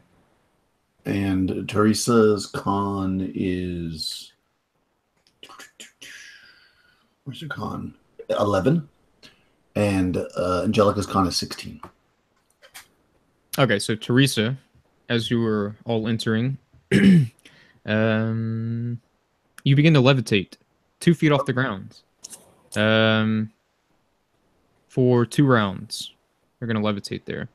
Oh, man. So I can't move, right? You can kind of flail around, but you can't. I can't fly, basically. No. You just start to levitate there.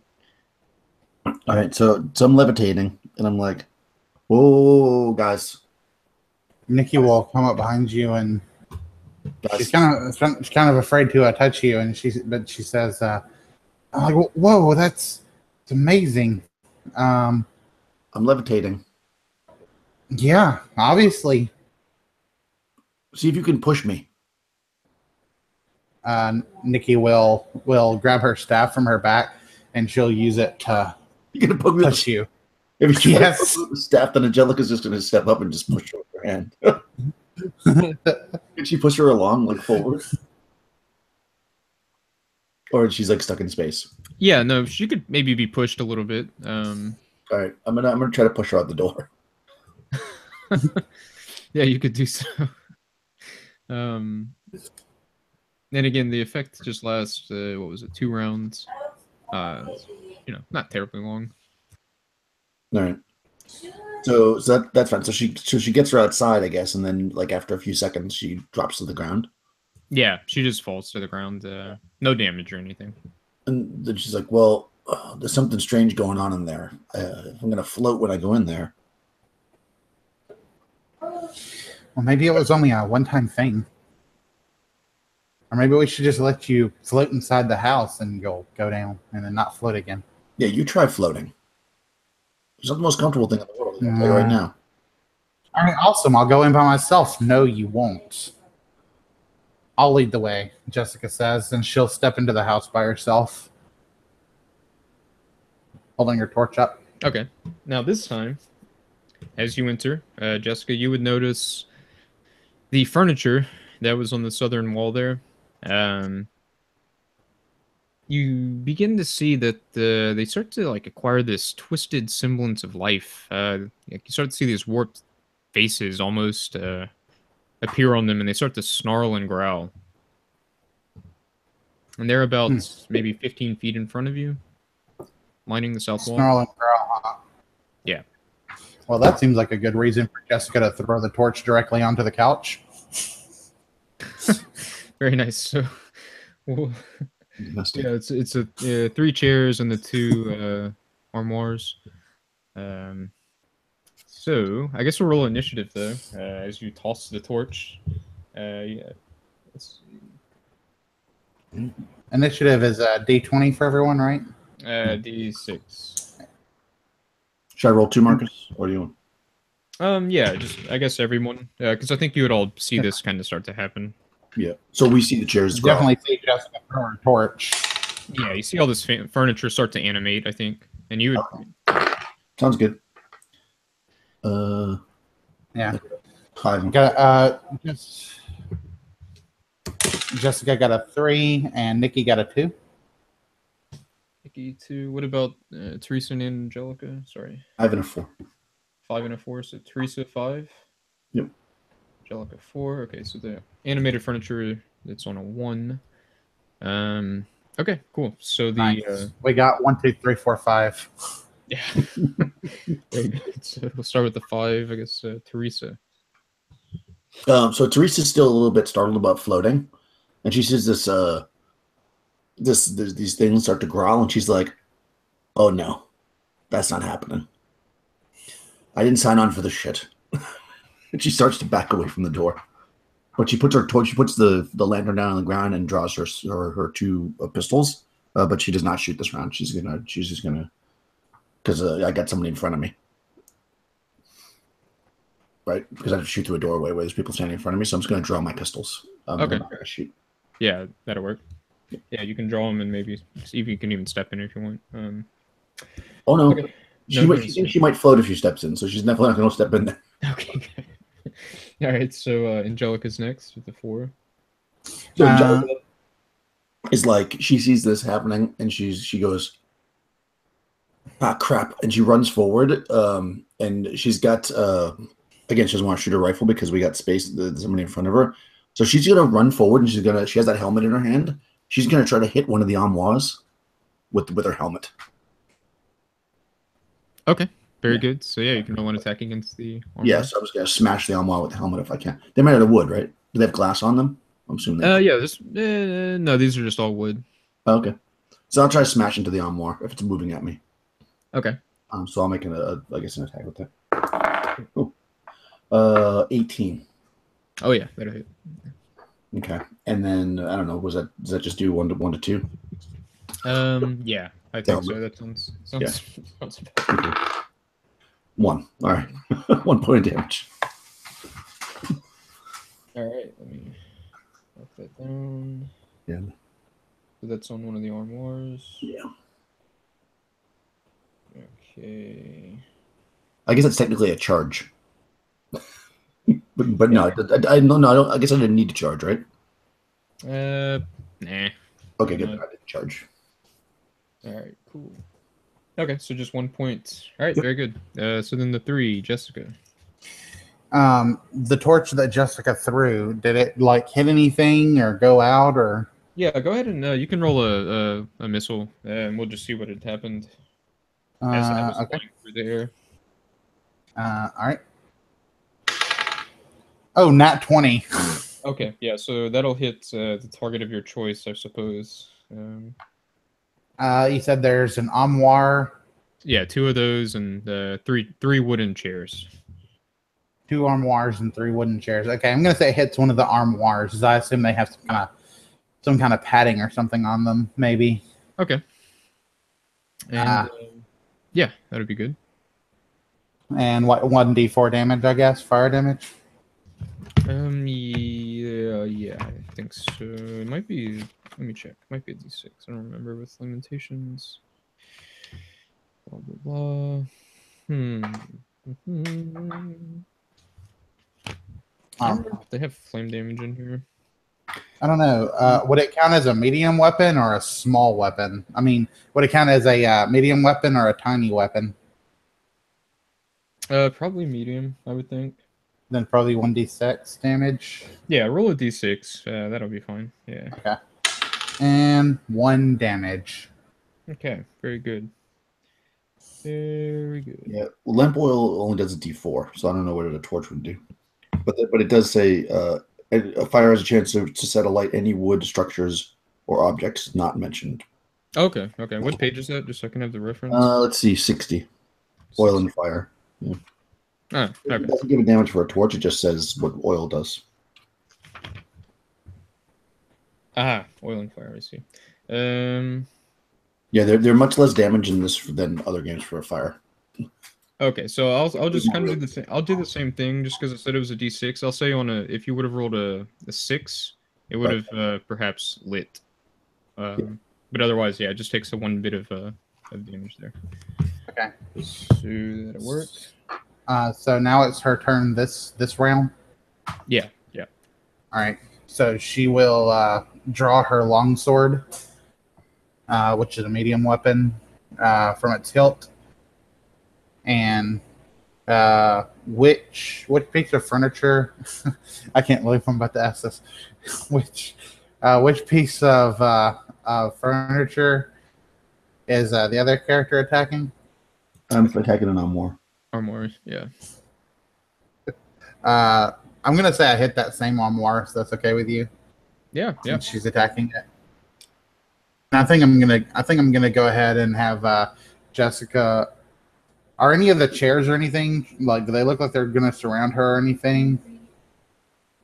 Yeah, I'm not exactly sure what they're gonna do just yet on their turn, but yeah, they're all kind of moving forward just to begin engaging the party. All right, I'm gonna have Jessica. Okay, question. The way these are arranged, say one side of them, could I get to the other side and maybe kind of put up a line? You know what I mean? Or is she in the middle of them? No, you can try that. Okay, yeah. So I'll run up to the opposite side, and I'll attack the other armoire. Okay, cool. I guess. Yeah. Using my longsword. And I miss with max damage. Pretty sure I miss. I got a 10 total. Yeah, 10 misses. And the two that was Nick. That was Nikki? Yeah. That was Jessica. No, that was Jessica. Okay, so Nikki's on the 2. Yeah, Nikki. She's looking at everything that's going on, and she's only prepared. She doesn't have anything prepared that she thinks could really help the situation as far as magic goes. So she's just going to take out the flintlock pistol that she brought and just cock it and save her turn. If anything starts coming forward, she can shoot it. Okay, yeah, that'll work.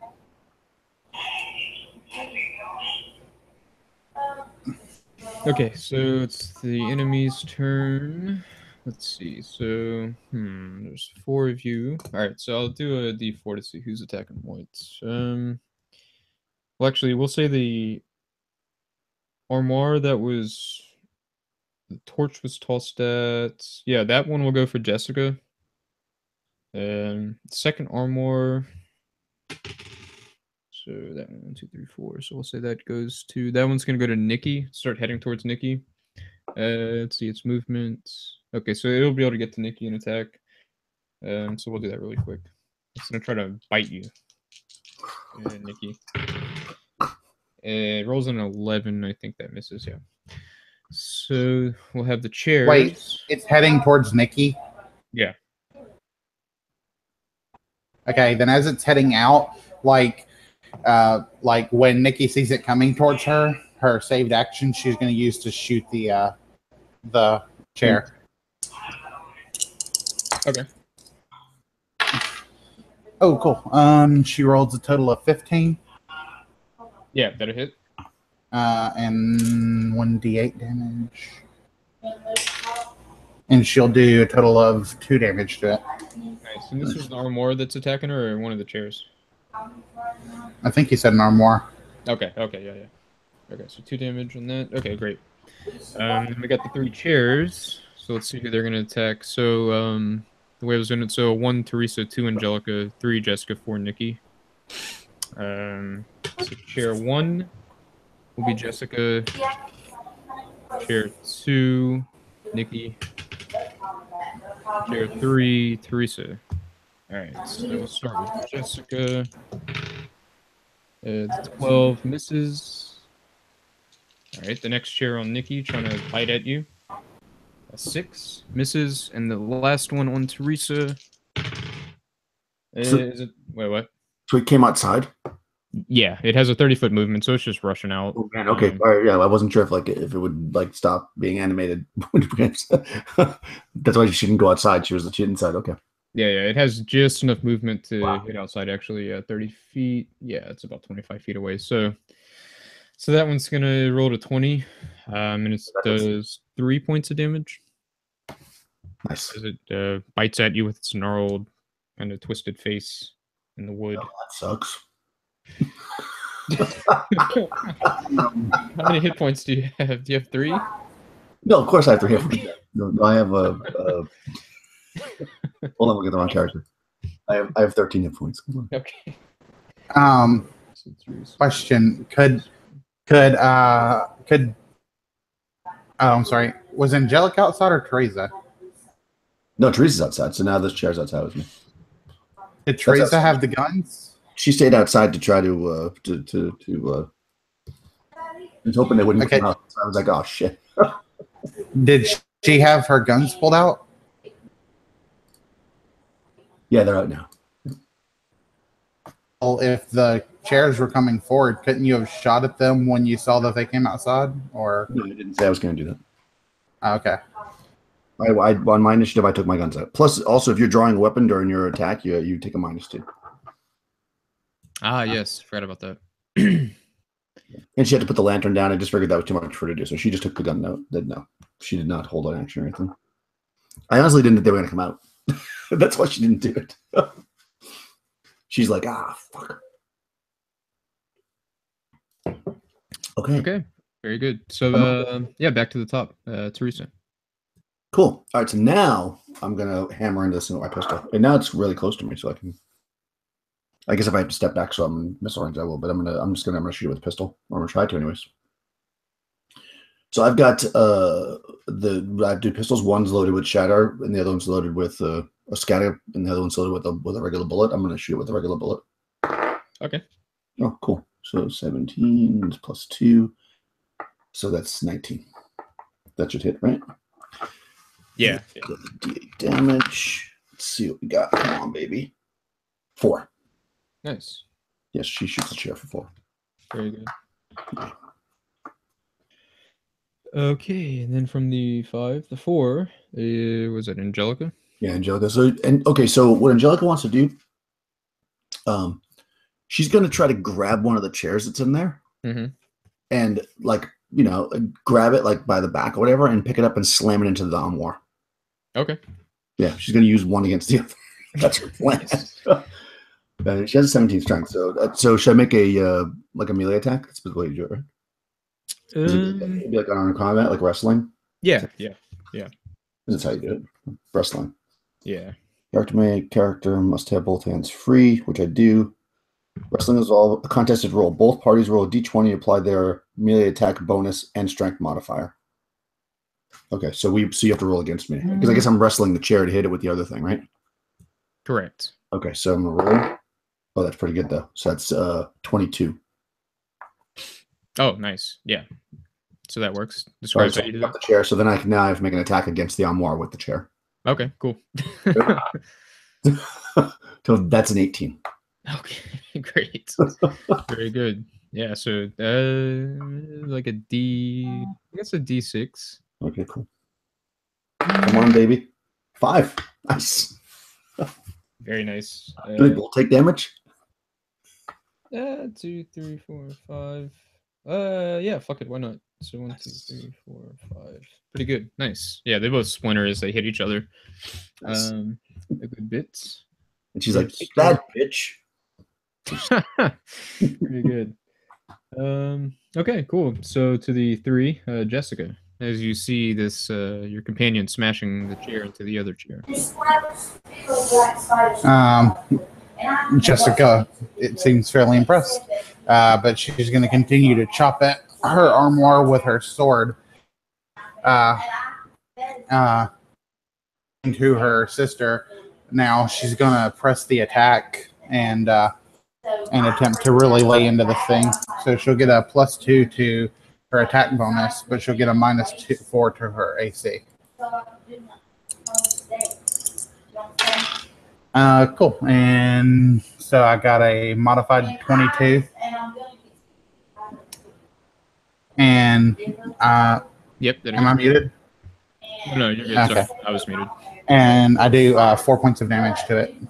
Okay, and what was this to? Sorry, I was taking some notes. This was to the armoire. To the armoire that she's attacking. 4 points. Yes. Okay, and Nikki. Nikki. How did? Hold on. Yeah. Nikki is going to.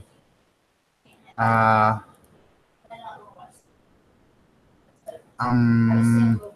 does parry work again?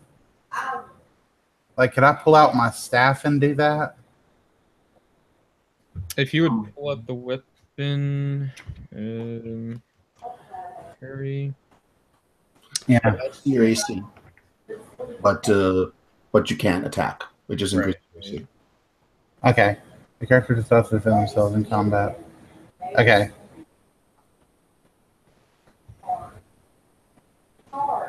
Okay, so she doesn't have to have her staff out to parry, right? She can use the gun to parry, I guess? Yeah. Okay. Yeah, so she's just going to use like the butt of this gun to kind of as a club to parry with this thing and raise her AC by 2. Okay, cool. Sounds good. Okay, so yeah, it's enemies. So I guess they're just gonna continue their. Actually, let me check the morale. Something will happen if they fail. Oh, nice. Okay, so they failed their morale check, which means that as you're engaged in combat with them, they are immediately reverted back into an inanimate state. Okay, since I'm holding one of the chairs, I still want to smash it if I can. Yeah, absolutely. In fact, you want to know this, but the effect is permanent, so you can smash it if you want. Yeah. I smashed the chair because I'm like, what the fuck? Jessica's gonna with the armoire that she was attacking. Was it already smashed with that last attack? Yeah, it was pretty messed up. Okay, she'll pick it up and smash it, and she'll run outside to the one that was attacking her sister and throw it at something and smash it as well. Okay, so yeah, y'all can spend a few minutes. You can smash all these, all 5 pieces of furniture if you want. And while they're doing that, Nikki will reload her gun. Yeah, no problem. Yeah, nice. You're out of combat there. Yeah, take a minute to reload the guns. The Teresa reload as well.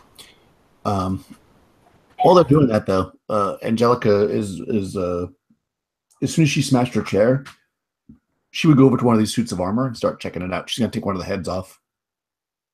Yeah, it's a really fancy plate mail. Let's see.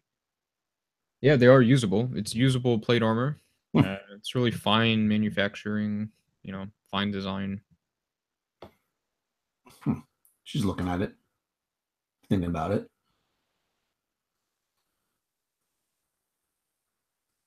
Yes, good.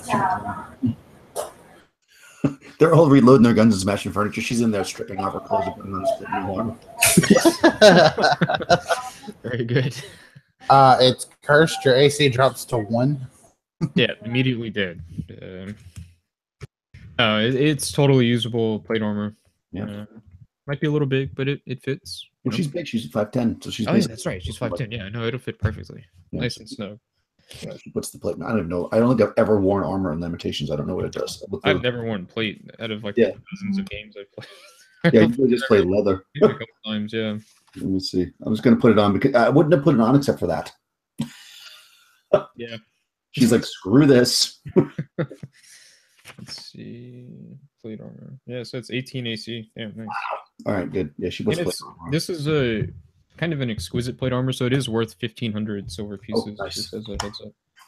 Even better. Yeah, she puts on that plate mail. Did the suit of armor have any weapons? Let's see. Yeah, it does. It has like a kind of a two-handed sword there. All right, she's taking that too. Okay, nice. I've gone full fighter. I'm in plate mail with the two-handed.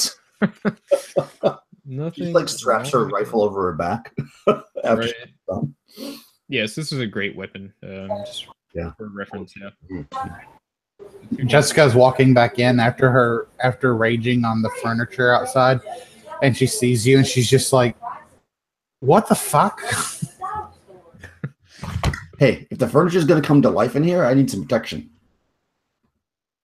Yeah. And then Jessica says, "I told you to always be prepared for danger, did I not? You always think I'm crazy, but I'm alive." She like closes the visor on her helmet while you're talking to her. And she's plugging along. I love this. When Teresa comes back in, she's like, "What?" Nikki sees you and is just like, "Wow, nice armor. That's really cool. It's pretty nice, right?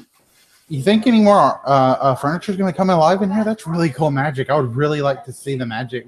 I'd like to learn that spell. Like, could you imagine just like you're in a dining room and everyone's all like, we will kill you. And then you're all like, spell, and the table eats all your enemies. That would just be so wicked cool. Why are you eating dinner with your enemies? Hey, don't ask questions that you don't want answers to. Okay. Okay, so Teresa's going to very carefully step in the room and see if she floats again. Yeah, she steps in and does not appear to float. Okay, it's probably that furniture that was causing the burst. Yeah, maybe there was like a ghost or something possessing it, and like maybe we got rid of the ghost now. I don't know. All right, all right. So I'm thinking this is pretty creepy. Yeah. Jessica's going to search around the room and see if there's anything else, like any other. Are there any secret, doors or anything like that in this room? No, just from kind of glancing around, you wouldn't spot anything. Can I do a search or? Yeah, for sure. Okay, she didn't find anything. Yeah. So you're very confident that there's nothing secret about this place, this room. But we have basically 2 sets of doors plus the hallway going to the front of the building, right? Correct. Yes, we have a lot of places to explore, right? Yeah, oh yeah. You're just in this one room. Oh, as we always said back in my barrack, good adventurers go left. But left from the front or left from the door we just came in? Left from the door we just came in. So that would be to the east, towards the double doors. I guess so. Jessica will. Oh, how dark is it?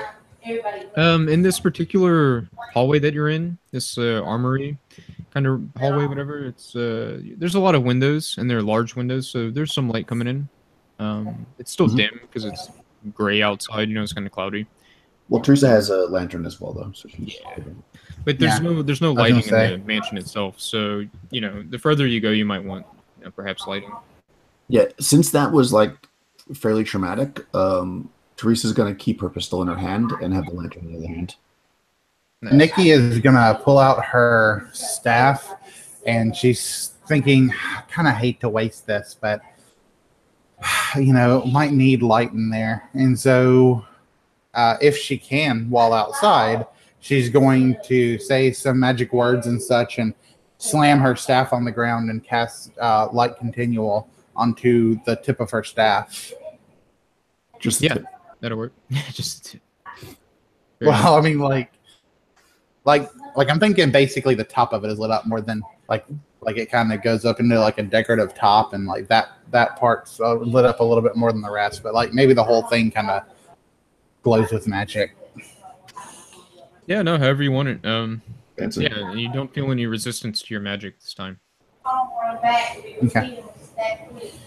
So yeah, she's feeling good that she has her magic now, but feeling kind of bad that she had to cast that spell in such a bad manner. But she has 2 more spells left, and now she has a staff that glows. She's like, we're totally going to have a raven here. Have you ever heard of those? I heard like back when I visited a wizard college, they all would make light spells on these sticks, and they would wave them around while listening to really loud music. It was crazy. Sure. All right, so we're going to open the doors, I guess. Okay. Yeah. So these are some large. Let's see. Some large double doors. They could be pushed open.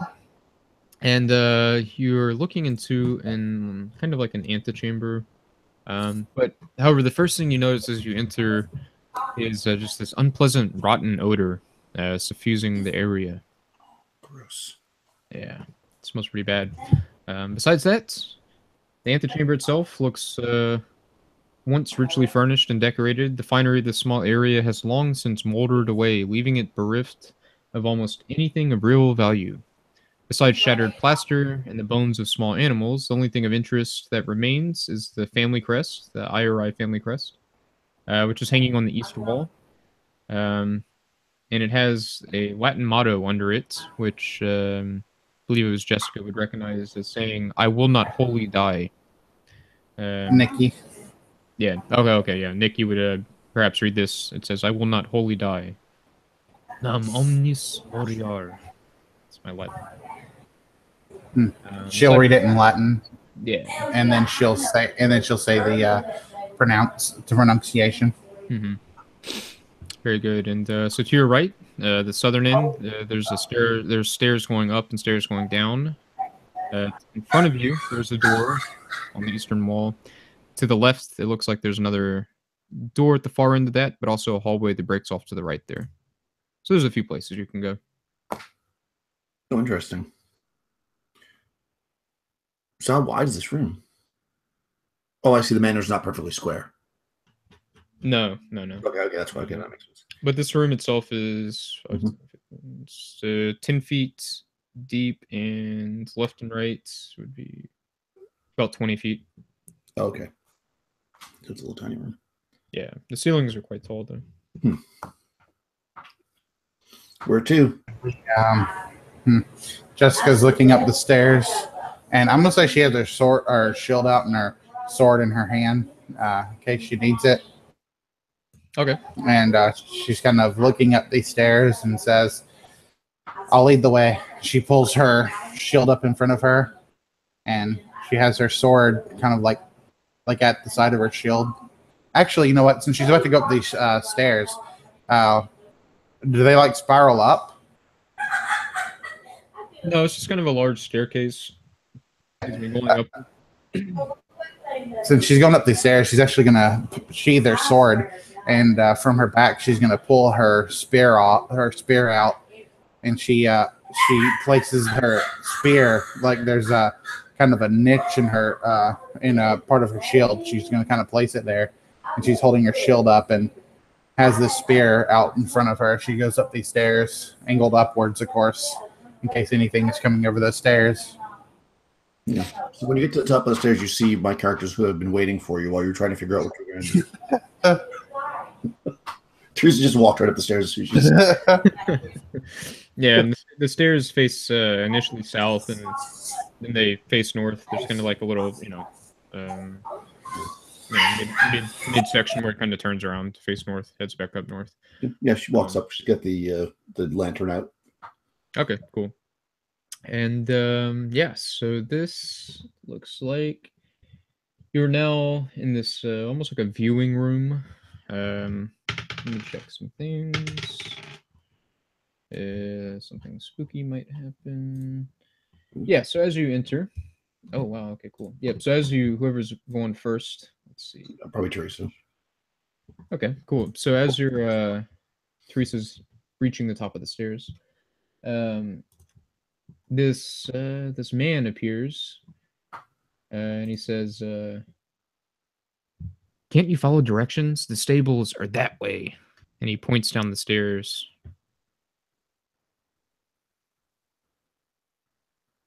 So she looks at him for a second and she says, "No, they're not. They're that way." And she points the other way. And he just kind of puts his hands on his hips or on his sides there, He says, "No, you're not following my directions." And looking at this guy, you can see that, let's see, on his head, he has wounds on his head and all over his body. The wounds on his head kind of looks like it's kind of gash, like in his skull, and it runs down, the left side of his face a bit. Aside from that, he has a very thick mustache. Looks kind of nice. Oh. Dark eyes. She's looking at him and she's thinking, okay, there's some creepy dude in this house. We got to get rid of him. So she's like, "No, it's that way," and she keeps pointing the other way. And you can see he's getting a bit aggravated. And he says, "Listen, none of you follow my directions. You're supposed to be in the stables. Do you want me to show you the stables? Do I have to really show you the way again?" That would be preferred, actually. And I'll step to the side to let him go past me. And he says, "Now, you're going to follow me, or you're going to deal with myself and my brother." And he begins to walk slowly down the stairs, gripping the rail. Once he goes past me, I want to try to pistol whip him in the back of the head. Okay, yeah, go ahead and make an attack. Yeah. Pistol whip him with my sneak attack. Oh, that's 13 plus 1, so 14. Okay, yeah, that hits. Okay, cool. Yeah, I whack him. Nice. So it does D4, I think, for the pistol using it as a club, but I get double damage. Because I rolled a 1, so I do 2 points of damage. Okay. I tap him lightly in the back of the head. Yeah, as you tap him lightly, he lets out a cry, and he begins yelling, or he starts saying, "Jean, Michael, I've been attacked." And we'll roll initiative, because that wasn't quite enough to knock him out or anything. Okay. Oh, that was pretty good, though. Teresa actually gets the bonus, right? So Teresa's actually 6. 4 again. 6 and a 4. Teresa's a 4, you said? Teresa is a 6. Oh, a 6. Okay. Angelica is a 4. Yeah. All right, so 1 and 3. All right, so yeah, Teresa, they're on a 4, so yeah, you can go first. T6. Okay, well now I'm facing him, so it's not going to be a sneak anymore. I'm gonna. Okay, so he's on the stairs. I'm gonna actually try to drop down onto my butt and then mule kick him so he falls down the stairs. Okay, yeah, go for it. Ah, 20. Oh, nice. 20, yeah. So I guess it's just a regular unarmed attack as far as damage. Yeah, just a D4. Yeah, it's a 1 to 2 damage. So 2 points of damage. Mm-hmm. But I don't know if that knocks him down or not. That's up to you. Even though there's no criticals, I'll say because it was a 20. Yeah, it'll knock him down. He'll tumble backwards a bit. Yeah, he'll tumble down into that first little landing on the stairs there. Yeah, why not? Nice. Very cool. So let's see something else. All right, great. Okay, so from there the fours, which would be Angelica and him, but he's going to be recovering for his turn. So Angelica. Okay. So she sees this guy tumble past her, and then she kind of like jumps a little bit because even though she's in armor, because she's not used to wearing armor, so she tries to like leap a little bit down the stairs with a two-handed sword and stab him with it. She's gonna pin him to the ground like a butterfly. Yeah, go for it. That's my plan, anyways. Let's see what I get for my roll here. 13 plus 6, so 19 against the guy on the ground. That should hit him because the other hit thing, you know. Oh yeah. And I'm doing a two-handed sword. So D10. D10. Yeah. 7. Nice. Wow. Okay, so 1, 2, 3, 4, 5, 6, 7. Let me check his hit points. Okay, cool. Yeah, he's looking kind of roughed up. He's worse than he already did with his gash on his head and going down his face. Okay, very good. So next on the 3 we have Nikki. Nikki, she's going to, I guess she's gonna to reach out and bop him on the head as best she can, and she gets an 18 total, and does 4 points of damage to him. Let's see. 1, 2, 3, 4. All right, very nice. Yeah, he's looking like he's on his last leg there. As it goes to Jessica. Okay, and then Jessica, she's going to stab him with the spear that she's currently holding. So she gets a total of 18. Yeah, total of 18. And does 4 points of damage to him as well. Nice. So tell me how you destroy him. I'm going to say that he's already battered and bruised. So she sees him and she's kind of like, just going to put him out of his misery. And so she just quickly stabs down at his back and goes through his back to where his heart is and pulls out, and he just bleeds out quickly. Very nice. Very nice. Okay, cool. Now, you do hear, as he goes down, footsteps below coming up the stairwell. So I'll say we're out of combat for now, but we'll see. I'm going to move quickly to the top of the stairs.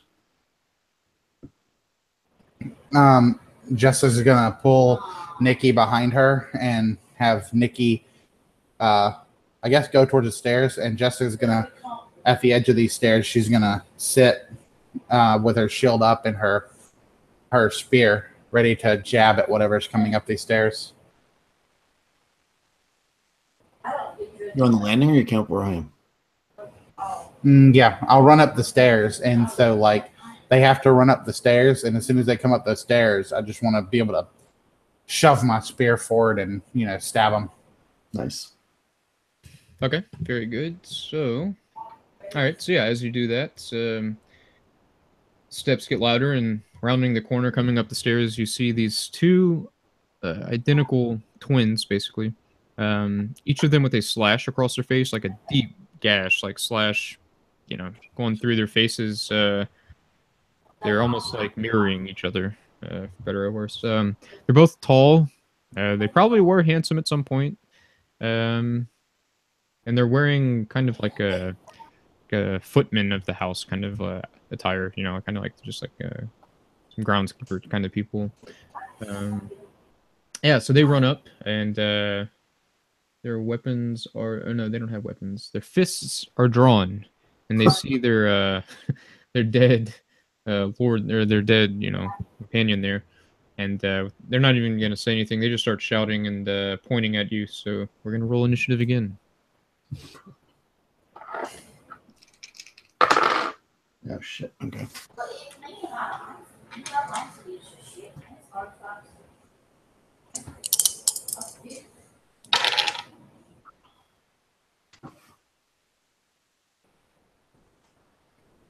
Okay, so all right, so Nikki this time will be simultaneous with Angelica. Y'all go first. Yeah. Nikki is going to quickly start trying to cast a spell. She spins her staff above her head and points it down the stairs. If she can do that, she'll be casting Sleep. Okay. Yep. So you can cast Sleep. I think they get a save. Boom, boom, boom.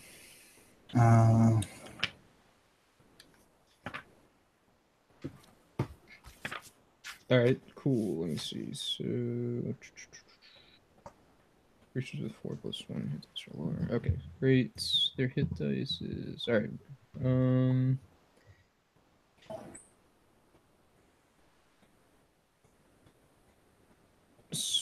All right, yes, it's going to affect both of them. Okay, yeah, so they fall asleep. Good. Oh, actually, the spell works, but they don't fall asleep. Your magic casts, but it doesn't seem to affect them. Okay. Oh shit. Aha. We're Huzzah. dealing. Nikki's quickly going to say, "We're dealing with undead." Yeah. I mean, she's level 3. She'd probably know at this point that sleep doesn't affect undead. I mean, it might be metagaming, but I think level 3 probably have enough experience to know something like that. Yeah, that seems reasonable. Yeah, so the spell does not work. Yeah, I'm going to say that because she was casting a spell, Angelica would not have run down there because she didn't know what she was going to do, so she doesn't do anything this turn. Because she only has a sword. She wasn't going to run into a spell that was going off, so she just up. So the 4s is Jessica, but also simultaneous with these two possibly undead. So Jessica, what do you want to do? They're going to let's see. One's gonna attack Nikki, and one will let's see. Okay, they're running up the stairs. Yeah, they're running up the stairs. One's gonna go for Teresa, one's gonna go for Nikki. Cool. As they're running up the stairs, but like before they get to us, can I throw my spear at one of them? Yeah. Okay. Yeah, I'll do that. I guess I'll do a ranged attack as they're running up the stairs. Let's see. Okay, get a total of that's not right. Total of 18. Yeah, that. And I do max damage, 6 damage. Okay, check their hit points. 6 damage. Okay, very cool. Since I hit them for max damage, do they tumble down the stairs? Sadly, no. They have pretty good footing. Okay. So this guy 6 damage. All right, very nice. All right, so we'll do the one attacking Nikki first, and they're doing their. Okay. All right, cool. 14 on Nikki. I think that hits. Yep. And 6 points of damage. She lays his massive fist. Ow! And then the one on Teresa is 7. I believe misses. 7 will probably not hit. Yeah. Not unless. No. So then on the bottom, yeah, Teresa on the 2. Okay, so they're right up in her grill. Scatter shot, so I don't shoot. I'll hit everybody else. So he's gonna whack him with the edge of the with the pistol again. So I'm gonna do it like that. Oh, 20. That hits. And 3 damage. Nice. So I guess the one that came out to me, I whack him with the back of my pistol for 3 points of damage. How much? 3 points.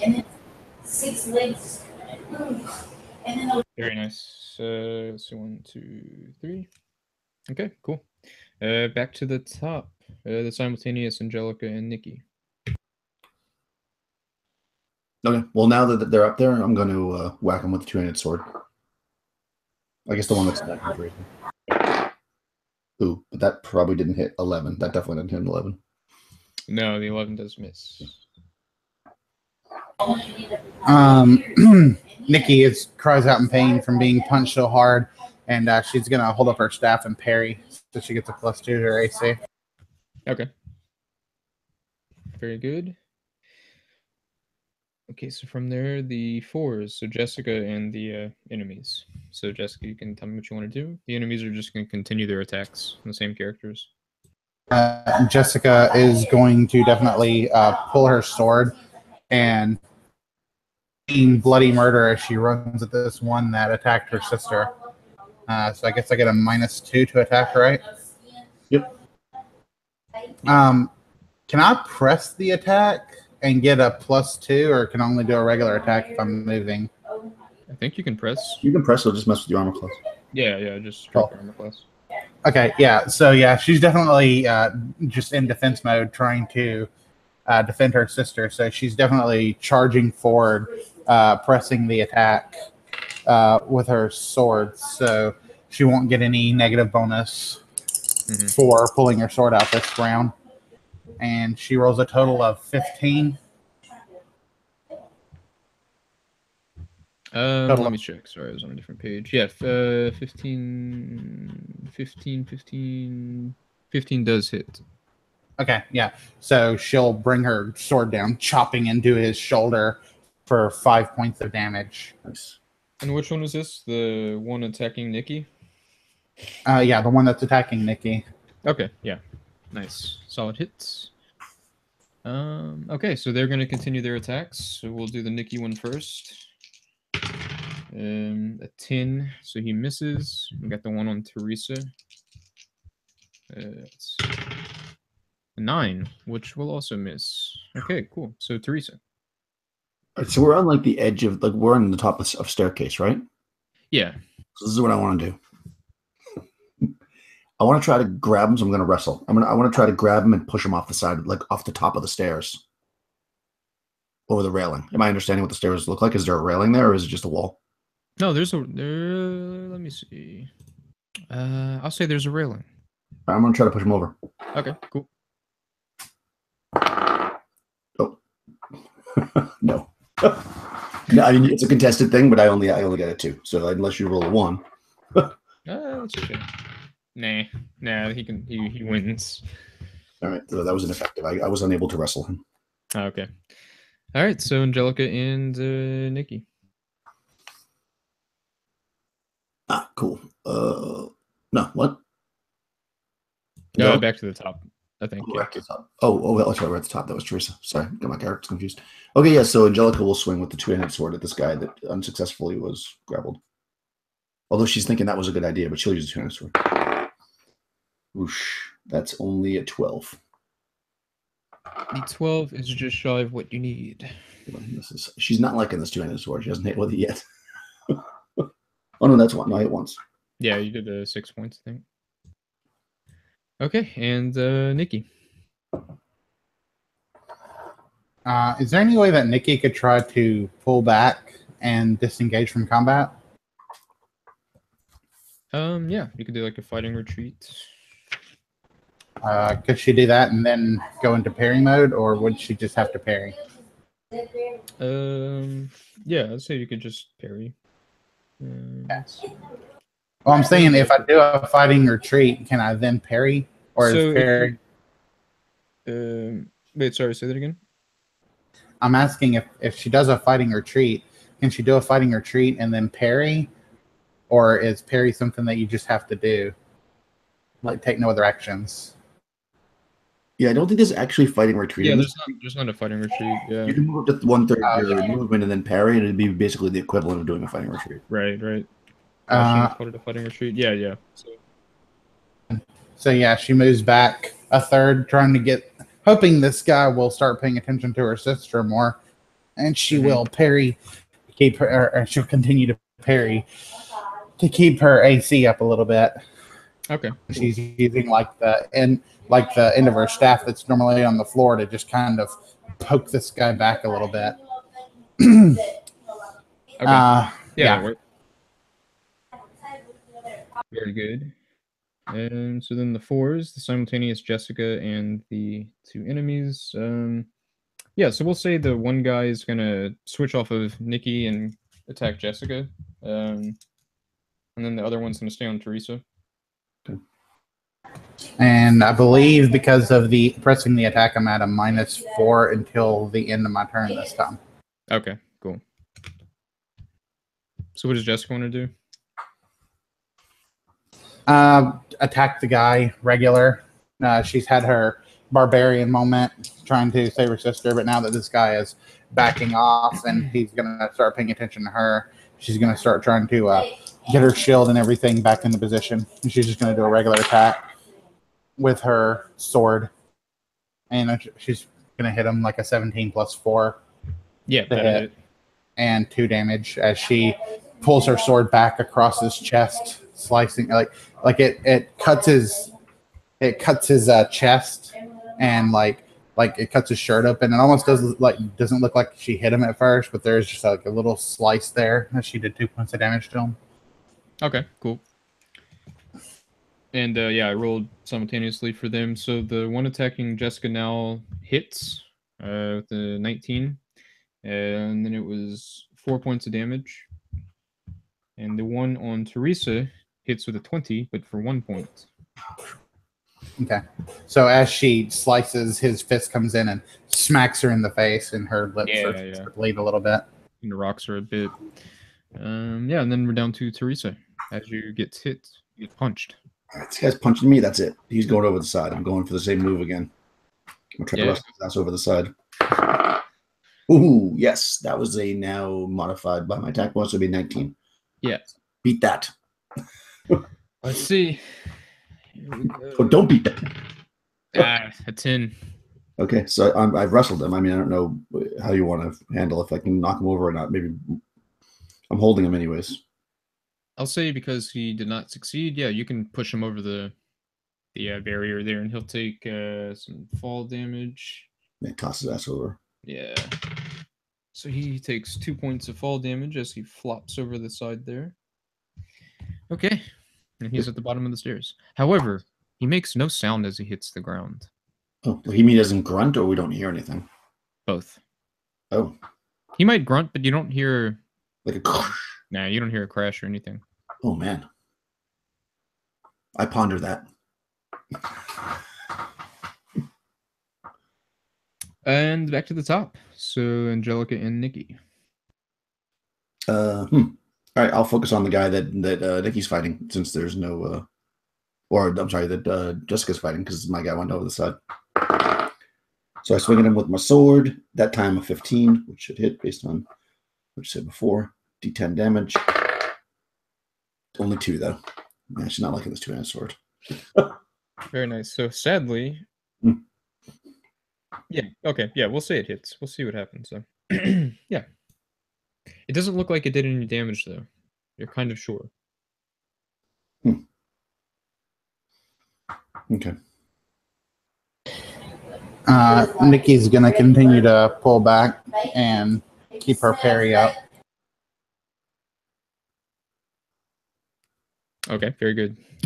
So the 4s, so Jessica and the enemies. So the guy at the bottom of the stairs is just going to start making his way up the stairs. He's not going to attack though. The other one will continue. Let's see which one fell. The other one will continue attacking Jessica. Stay engaged. Yeah, Jessica's going to do a regular attack against him again. Total of 14. Yeah, that hits.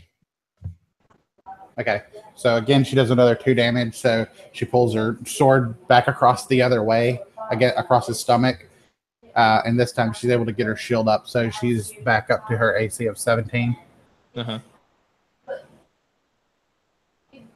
Nice. Let's see, and he attacks. He rolled a 17. Does that hit Jessica? Who's Jessica? Yep, that's perfectly my AC. Okay. So he manages to like crash my shield like into my face. Yeah, he does 4 points again. Damn. All right, now one nose is bleeding. Very nice. Okay, so that was them. So Teresa. But this guy's down at the bottom now, so now he's far enough away that I can use a missile weapon and not worry about shooting my party. Yeah, you can like lean over and fire down the stairwell with the pistol, and I'm going to actually draw my my other pistol, so I'm going to take a -2 because the one that I had in my hand had scatter shots, so it's probably not going to be that effective. So I'll draw and shoot with the regular pistol. Cool. Oh, still not bad though. So I got 18 on the die, -2 for drawing, but +2 for attack bonus, so 18 total. Okay. That should hit. Yep. And then where's my D8? It is 5 points of damage. Nice. Oh, 6, I'm sorry. 6. Wow. 1, 2, 3, 4, 5, 6. And let me check his hit points. So many pages. No, he's not down, but he is looking pretty rough.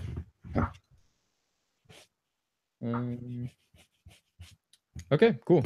So back to the top, Nikki and Angelica. I'll chop at the guy with the two-handed. Actually, you know what? I dropped the two-handed sword and I punched the guy in the face because she's getting pissed off with the sword. 16. See? Oh yeah, nice. I'm a much better puncher. Yeah. For only 2 points of damage. Okay, that's out of the 4. 2 out of 3. Yeah. Yeah, and it looks like it just doesn't seem to hurt him. Yeah. Let's see, and that was Jessica. What about Nikki? Can Nikki shoot at the guy that just came up the stairs without any penalties to hitting her friends? Yeah, she can shoot at him. He's still kind of at the lower part. Yeah, she's gonna quickly pull out her pistol, and I guess she'll take a -2 because of that. Yeah. Because she pulled out her pistol this turn. Yeah, a total of 13. Does she manage to hit him with that? No, it is barely off. Okay, so she shoots, but it flies past his head, hits the wall behind him. Maybe grazes his hair, his short hair. Okay, so then to the 4, so Jessica and the enemies. The other guy's going to continue making his way up the stairs. But he won't be able to get into range to attack just yet. Oh, nice. Yeah. Jessica pulls her. Jessica manages to get her sword in the right position. She comes down, like right on his neck shoulder line again, chopping into him for 8 points of damage. Oh, nice. Yeah, that seems to affect him. So 1, 2, 3, 4, 5, 6, 7, 8. Nice. Yeah, he's not looking too hot. Okay, and he attacks back, and he rolled a 19. This time only 3 points though. So for that. Okay, cool. So he attacks Jessica for 3 points. Yeah, and then down to Teresa. Okay, so she's going to draw her other gun. Well, I guess she already had it out, the one that she didn't shoot with. And she's going to shoot the scatter shot at this guy, I guess, now that he's closer. So that is actually he has to make a save versus paralyzation. Oh, nice. Cool. If he succeeds, he takes 3, and if he fails, he takes 6. Okay. Yeah, let me check. He does not. And he rolls a 17, so he passes. Okay, so only 3 points. 3 points. Out of what was it's a D8 damage weapon? It would be 6 if it had been full. Okay, so that amount of damage does not seem to phase him. Yuki.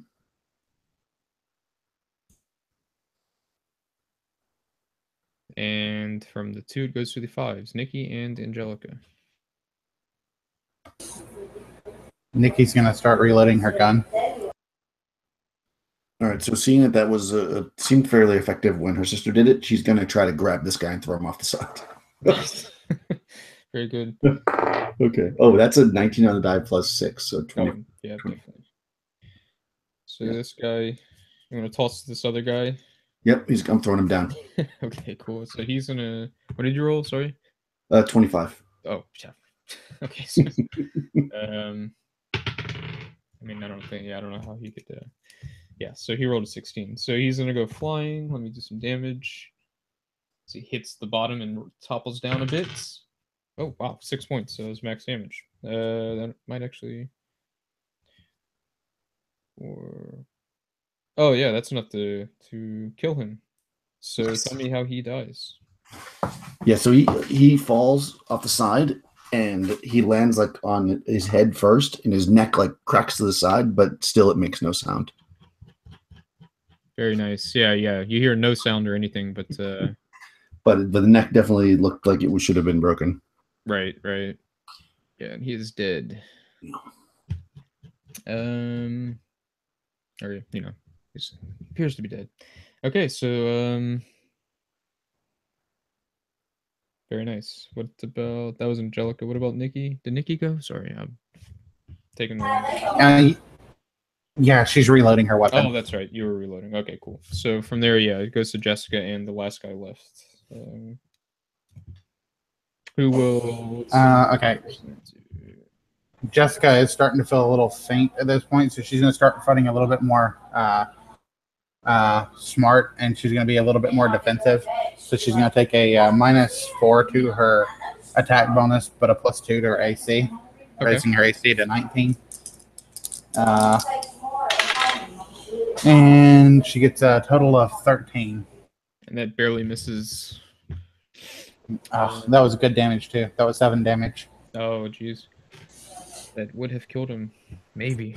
Yeah, so we're gonna go to. He's going to actually crawl his way up to Angelica this time and attack her. I think he's within range now. Let's see. Come on, big money with the 2 to hit. I think that misses. Probably. Yeah, 18 AC or so, Angelica. Yeah, because I get the crazy number on. Right, right. Or is it 18 or 19? I guess 19 with the helmet, maybe. Yeah, so he misses completely. As it goes to Teresa. Cool. So,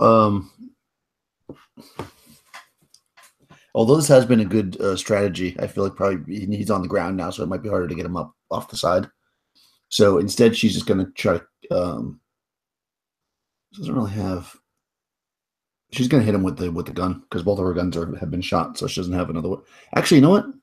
I'm going to try to put the garrote around his neck. Yeah, so go for it. Yeah, I drop my pistols and I just, I've got it like in my sleeve or whatever, and I pull it out and I just try. He's coming up the stairs like crawling. I just try to wrap it around his neck quickly. Okay. Yeah. One of those wrestling things. Sounds good. I rolled a 19, so 20. All right, let's see. Ooh, 10. So yeah, you do it. Yeah, so he's wrestled. I don't think he takes damage till next round though. Right, right. But yeah, you got to run this. Yeah, awesome. Very cool. Let's see. Okay, very good. So that was the bottom. So back to the top, Angelica and Nikki. And there's just this one guy at the top who is now being grappled. All right, so she's going to pick up her two-handed sword, which again is going to give me the -2. But I think because they're wrestling, you actually get a bonus. Sorry, they were surprised. So I don't know if that matters for him or not. If he has like a dex bonus or whatever. So there's no probably. He wouldn't get shield or dex bonus, but he's probably not that anyway, so it doesn't matter. Right. Anyways, I'm going to pick up the sword and try to stab him, so I'll take -2. Okay. So 10 -2 is 8 + 6 would be 14. 14 hits on the money. Yep. Nice. D10, baby, come on. 3. Out of a D10, it just seems like it's just not making contact with these. The sword. With these, I think you'll figure out the. I'll give it to you after this combat. I'll say that you'll have figured it out. But there is a strange combat scenario going on, or combat happening, effect rather. Mm-hmm. But you'll pick it up after the combat, if you survive. And what is Nikki doing? If she shoots right now, would she be shooting at her friend potentially? Yes, she would be firing into the melee. Which is okay. She's just gonna. I don't think it would have loaded. Oh yeah, maybe. So she's just gonna stand there with her. Huh? Takes 5 rounds to load it if you're using a Oh, flintlock. does it? Well, it takes 10, but 5 if it's a flintlock, and if you get a rifle, it takes 8 or something like that. Yeah, there's. Oh, I didn't realize it took that long. Yeah. Okay, then she's just still reloading her pistol. That's fine. I don't care. She's not really useful right now. Okay. Ba-da-bum. Where am I? That was the 5. So the 4 is this guy. Of course, will continue his. Well, he's gonna try to break free of his grapple, I suppose. Okay. So I got to roll against him. Yeah, let me do that fast. Ooh, 20 on the die. Damn, he had a 16. Oh, Jesus. So he stays grappled. Okay, and what about Jessica? What would she like to do? She's gonna come up and just try and hit him with a regular attack this time. Okay. See if she can. See, 18 total, so she should hit. Yeah. And 5 points of damage. Okay. What weapon was that? A long sword. Okay, cool. Yeah, so tell me how you kill him. I'm gonna say that she comes up and his neck is like her friend is holding his neck, so his head's kind of down, and she just comes in with her sword on a diagonal sweep and just like plunges it like right into his skull and just kind of splits his skull open.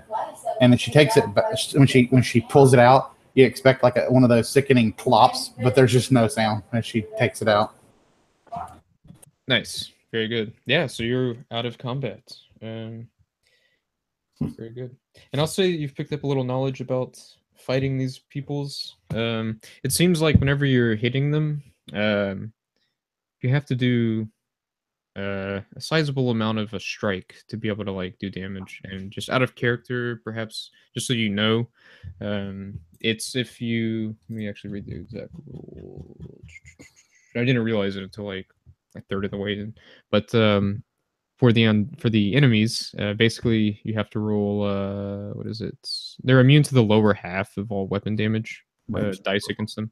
Yeah, so like if you're rolling a D10, you have to roll what a 5 through or a 6 through a 10 or what have you, 5 through a 10. Gotcha. Or 6 through 10. Yeah. So I tried hitting them, but it didn't work. What should we do now? Try hitting them harder. Exactly. Okay, so that was weird and sucky. I guess while Angelica's gonna take a rifle off her back, so she's got it like kind of keeping guard while everybody can reload if they want. Mm-hmm. I know I have to reload 2 pistols, right? So it's gonna take a little bit because it takes 8 rounds from me. So Jessica, she's not looking 100%, and Nikki is certainly not looking 100%. Yeah, for sure. Teresa's hurt, but actually, interestingly enough, you should have got some of this plate mail armor. It's very protective. There's not any more plate mail armor around, is there? There's 3 suits of it. Yeah, is it? There's still two sets downstairs. I would like to get me some plate mail armor. Yeah, with the helmet. Beautiful black and gold, really nice plate armor. Yeah, you should always be prepared. All right, yeah, then Jessica will definitely go get her some. She'll trade up her chainmail for some plate armor. Let's see. So, well, perhaps you should wait until we go together. Yeah. I mean, yeah, when I can, just let me know when we can go back down there together. I didn't realize there were 3 suits. Otherwise, I would have already done it. Yeah, there are 3 suits down there. Yeah, sorry if I wasn't clear about that. But yeah, if y'all want to reload your weapons and then head down. Yeah, we'll reload the weapons and then head down there so she can get some armor on if she wants. Yeah. So everything increases by 2 for me. So, but as you enter that armory again, or whatever, that's what we're gonna call it. Who had the lowest con? Was it Teresa? Maybe I don't remember. Mine is 11. Yeah. Yeah, I think that was the lowest one. So Teresa, as you enter this room again, You feel an invisible hand cover your mouth and your nose, and you begin to suffocate. Oh, jeez. Now, however, it's going to last for 9 rounds. Oh my god. And you can go without air for a number of rounds equal to twice your constitution. Okay, yeah. So you can, for 22 rounds you can go without air, but for 9 rounds, she's freaking out. Yeah, you're I guess she's like falling to the ground, freaking out as she and Angelica's trying to help her, but she can't see anything probably. So, yeah. Yeah, Nikki is probably also trying to help her, and Nikki hates to waste this, but she feels that this might be the best way to see what's going on. She's going to cast Detect Magic.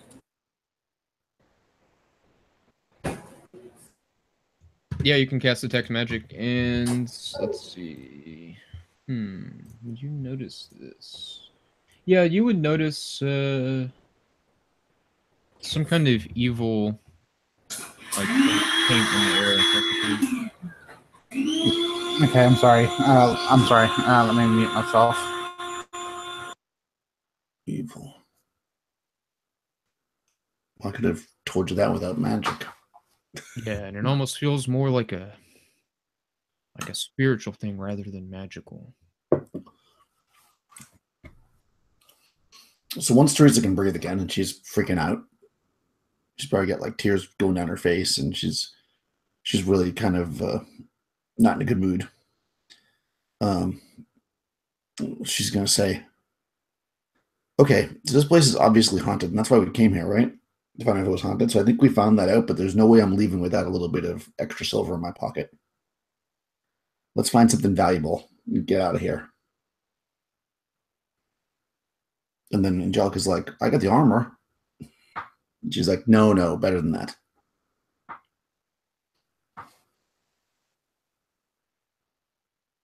So I'm thinking that the most valuable items would probably be in a bedroom, and bedrooms are always upstairs. So I think we're going in the right direction. So I'm gonna once she kind of gets herself back, feeling a little better, she's going to start heading back upstairs. Okay, very cool. So let's see. Check some things. Yeah, so as you get back to the top of the stairs, back to that, actually, first you got to go through into that antechamber. So as you enter that, let's see, you see this woman heading towards the kitchen, which you would notice because all right, I'm kind of... Okay, so she opens a door. You see this woman opening a door that was in front of you as you enter the antechamber there. Right. And you can see a kitchen in there, and she's heading in, and she kind of scowls at you as she goes by. But she doesn't really take much more notice than that. And let me just describe her really fast. She is... Nope, wrong page. There we go. Yeah, so this woman, she just kind of has one of those like old-timey lady hats on. She looks like a maid basically. She has like an old-fashioned kind of old school maid outfit. Old school for you, like in this era that you're in. So something you've probably seen like pictures of or what have you. Oh, interesting. Okay, so if she looks like a maid, that means so she's not like layered with jewelry or anything that we can just kill her and take her shit. No, in fact, in the back of her head, she has a pretty deep gash. Oh, jeez. Everybody here looks so beat up. All right, I'm gonna wait or so. Perhaps the Lord of this manor has boredom. Actually, no, Jessica didn't hear that. Nikki did. Nikki says, perhaps it was the Lord that just couldn't contain his boredom. Maybe he's the one who killed all of these servants of his.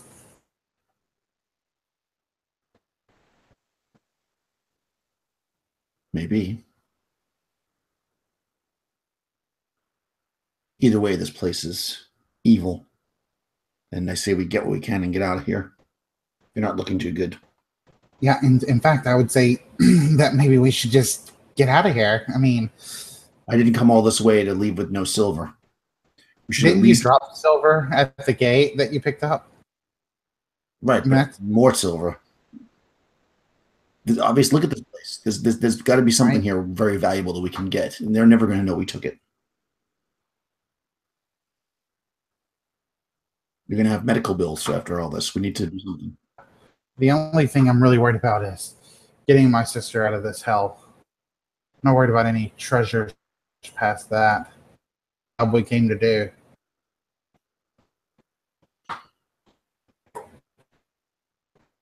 So Drusha just kind of looks at you and then starts walking up the stairs.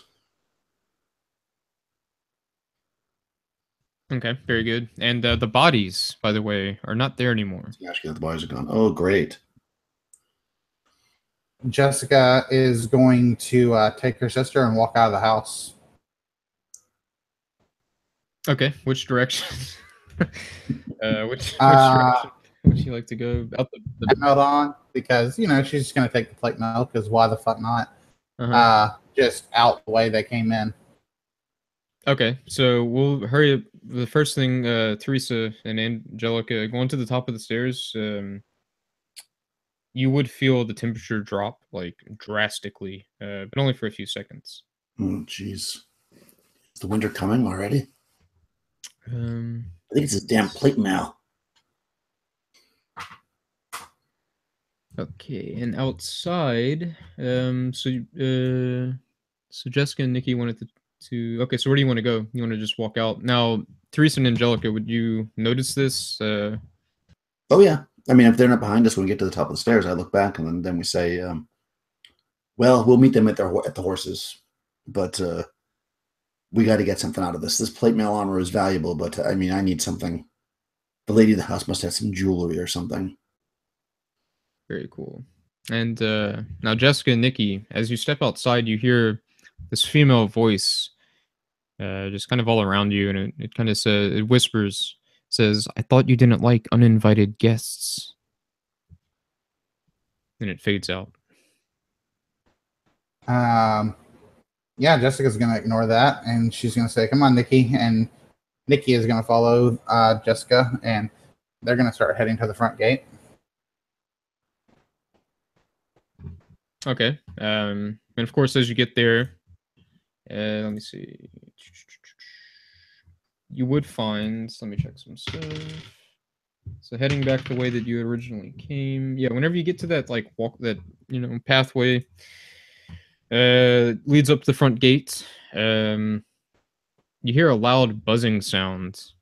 It's incredibly loud. And you see one of the trees is just covered in flies.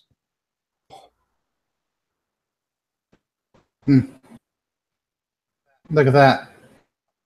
An omen.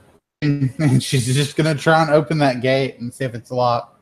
The gate is very much locked. Jeez, of course. Does it look like she's looking around now? Is there anything at the walls that maybe it looks like she could, like maybe if she got up on the stables, she could get over the walls or something like that? Yeah, these walls. So the way the whole layout of the chateau grounds, before the hedge maze, there's like an outer wall that kind of surrounds this whole property. The chateau itself, resides inside that. So you could perhaps try walking to one of the edges. There's no building that touches the edge. I mean, you could maybe go, walk towards one of the outer walls if you want. I'm wondering on the outer walls, is there anything anything we could use to like climb over the wall? They're about 15 feet tall. Maybe standing on someone's shoulder, you can hop up or throw something up there. Maybe there's trees. You could try climbing a tree. You think? Okay. As boost me up over the wall, and I'll take your rope, and then you can climb up the rope. Okay, so you want to start heading towards one of the walls. Which direction? Well, we're at the gate, right? So Yeah, we'll just on the southern wall right there on the gate. We'll just Jessica will boost her sister up, and Very nice. So you notice as you try to, okay, so like the way that it's, so the hedge maze rests in front of the gate, right? But around it, there's not like a wall necessarily for quite a ways. It's like surrounding the entire property. So you'd have to walk like 2, 4, 6, 8, 10, about 100 feet southwards on the side of the maze to get to the wall. Okay. I mean, yeah, if I can do that, then sure. So as you perhaps try to walk, past the hedge maze, you get stopped. Like it's just like something just stops you. You run into the air like just an invisible wall.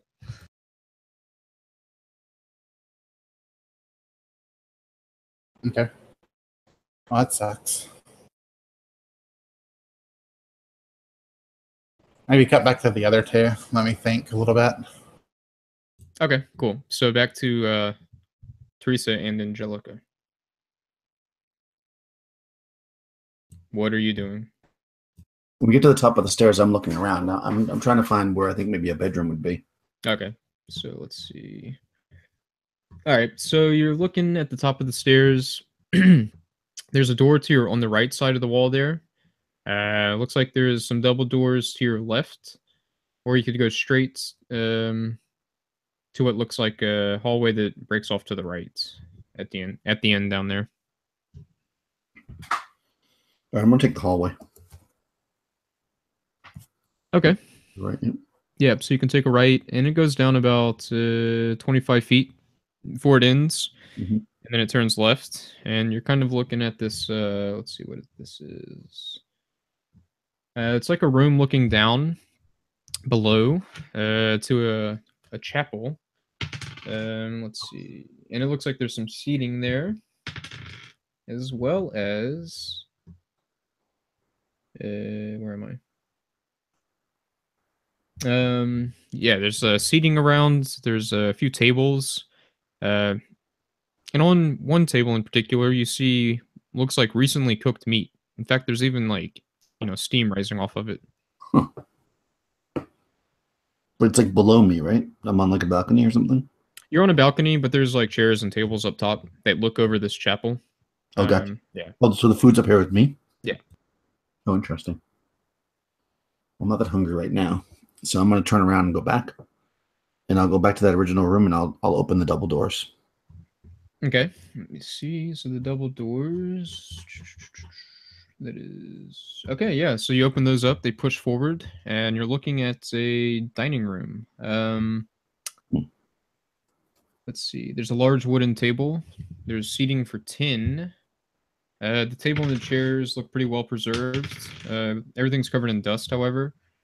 Nothing really like noteworthy about it. However, perhaps as you step in, you see this woman cross your path, and she stops and she asks, if you've seen Isabel, as the master wants her. He wants her now.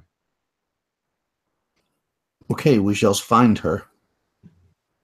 And she just nods, and then just walks off past you. Silently, of course. No footsteps. Yeah, these people are creepy. Are there any other doors in this room?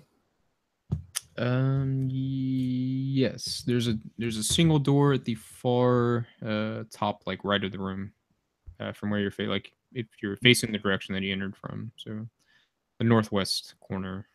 Okay. Looks like it opens westward. Yeah, I'm gonna go to that door. Okay. So here you were looking at where am I? All right. So this chamber contains a collection of 3 paintings, a large stained glass window, and a screen that enables occupants to look down onto the great hall below you, like the entry hallway. The paintings all depict bucolic scenes, but are otherwise not noteworthy. There's also desiccated corpse standing in front of the stained glass window. Its clothing rotted away.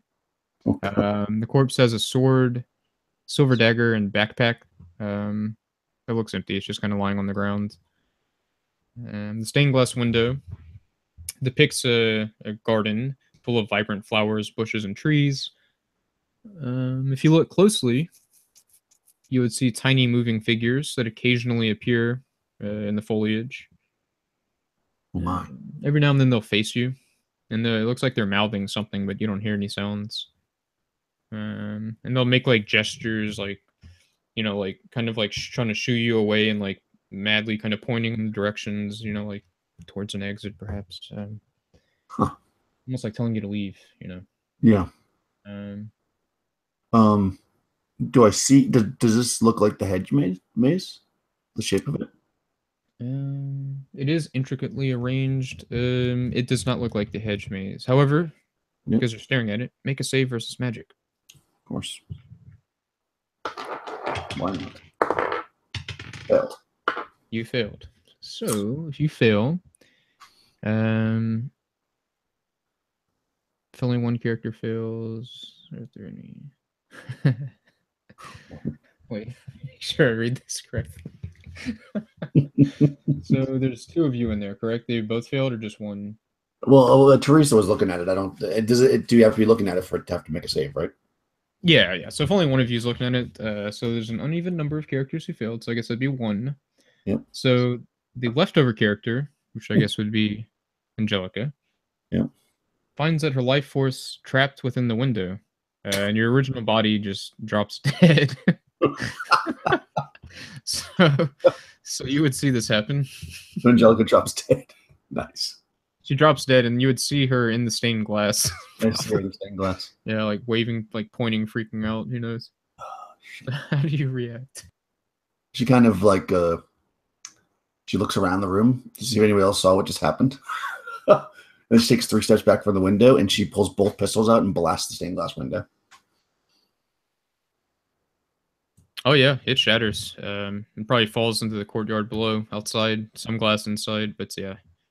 No more movement in the stained glass. Mm-hmm. May your souls rest in peace. And then she stops and she like sits down on the ground and starts reloading her guns. Wow. Nice. Very nice. All right, so I'm reloading. Okay. They probably hear the gunshots. Yeah, so we'll cut to Jessica and Nikki as that happens. Nikki and Jessica quickly both pull out their guns and start aiming as they hear these gunshots. And they see the shattered window that's in the front of the house, right? That the window shatters? Yes. It's the second floor directly in the center, basically. Okay, so I'm going to guess that they would see this window shatter. Oh, yeah. You'd see the glass fly out. Maybe even see the silhouette of your one of your companions there. Yeah, she probably lingers for a second before she sits down. Yeah, so I'm just going to go like, foolish girl. I told her to always expect danger. And see, now she's trying to figure out the next way around. So around this chateau, what is around the chateau? There's not like a wall or anything around the chateau? There is, but it's quite far away, but there seems to be some kind of barrier blocking you from moving like too far out into the grounds. Right. Okay. Damn.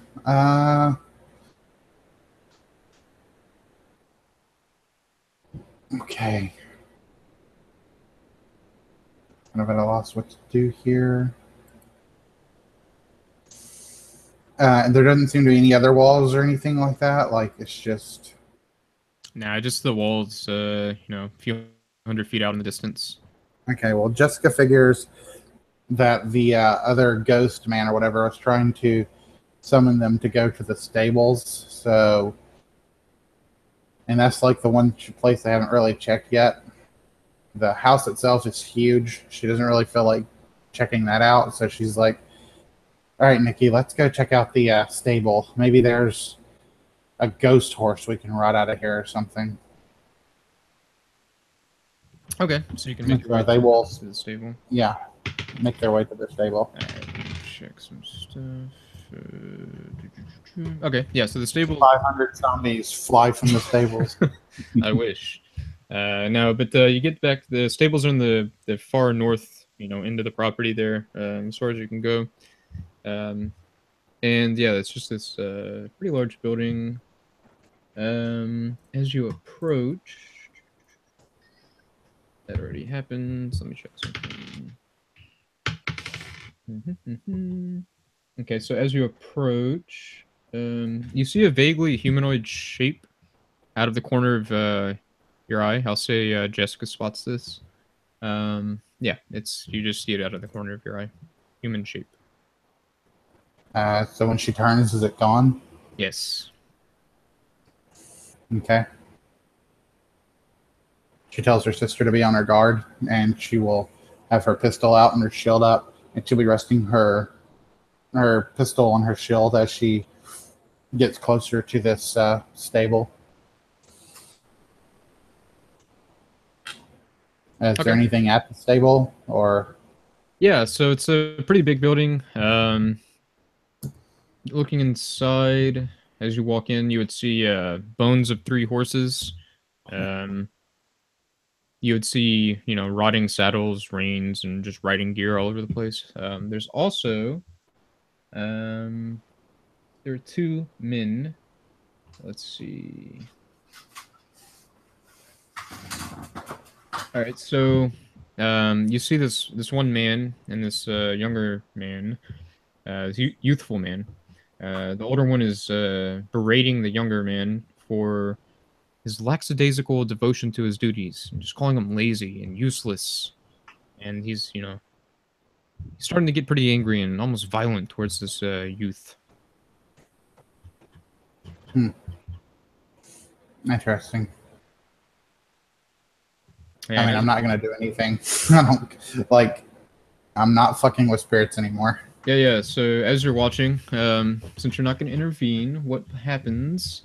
You see the older fellow begin to strangle the younger one, and within a few moments, the younger one just drops to the ground, and the older one just shrugs and sighs, and he looks at you, and he says, "It's hard to find good help these days, ain't it?"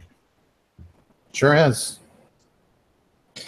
Hey, the master of the house has asked me and my sister here to leave. He says that we need to leave now. Could you help us get off the property? He just kind of shrugs and says, "You're supposed to be working. I don't know what you're thinking. Much to be done." And he kind of goes back to whatever he was doing, just kind of tidying up the place. Okay. Anything around this barn? Nah, just horse bones and old rotted leather. Okay. Tools and stuff. And then this guy, who has a slash over his eye and his right eye, which is missing. His beard, mustache, pretty large man, very large actually. Okay. I'm gonna put my gun away and I'm gonna grab a tool as if I'm about to get to work, and then I'm gonna slowly back out of there. Yeah, this guy just completely ignores you and yeah, doesn't say a word. Get outside, I throw the tool down, and well, guess it's back to the house. I mean, there has to be a way out of here some way.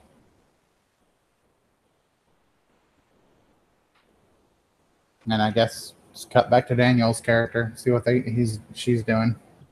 Okay, yeah. So what's happening?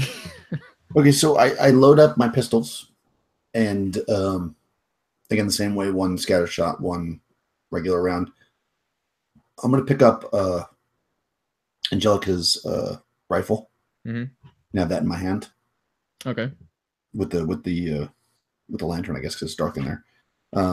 Actually, I guess I'll sling it over my shoulder because I need 2 hands for that. So now I'll keep a pistol in my hand. I'm going to. There's no other way out of this room, right? This is basically just looking out over the. Let me let me scroll back. I think. Let me see. So the gallery. Correct. Yeah. There's just the looking over the hall and the arm. Yeah, and the door you came through, back into the dining room. Okay, so I'll go back to the dining room, back to that like top of the stairs area, and then I'll go through that one door I haven't gone through, the one on the going east, I guess. Okay, so that is okay. So you can open that one up. You could push it open. Let's see. So All right. Yep. So as you open it, that guy's okay. Yeah, it looks like a library.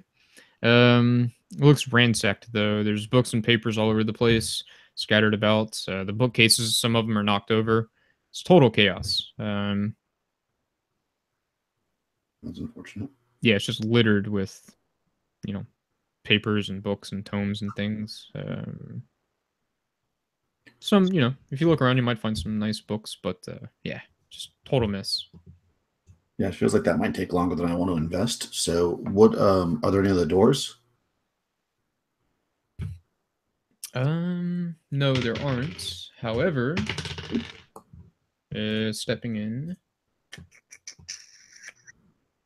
let's say there's a mirror on one of the walls, and we'll say your eyes kind of pass over it, and you don't see your own face, but when you look at the mirror, you see this red-skinned demonic face over yours.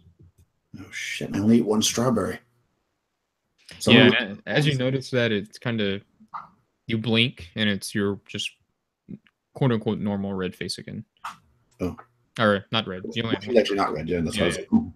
like, Yeah. This place is getting to me. This is.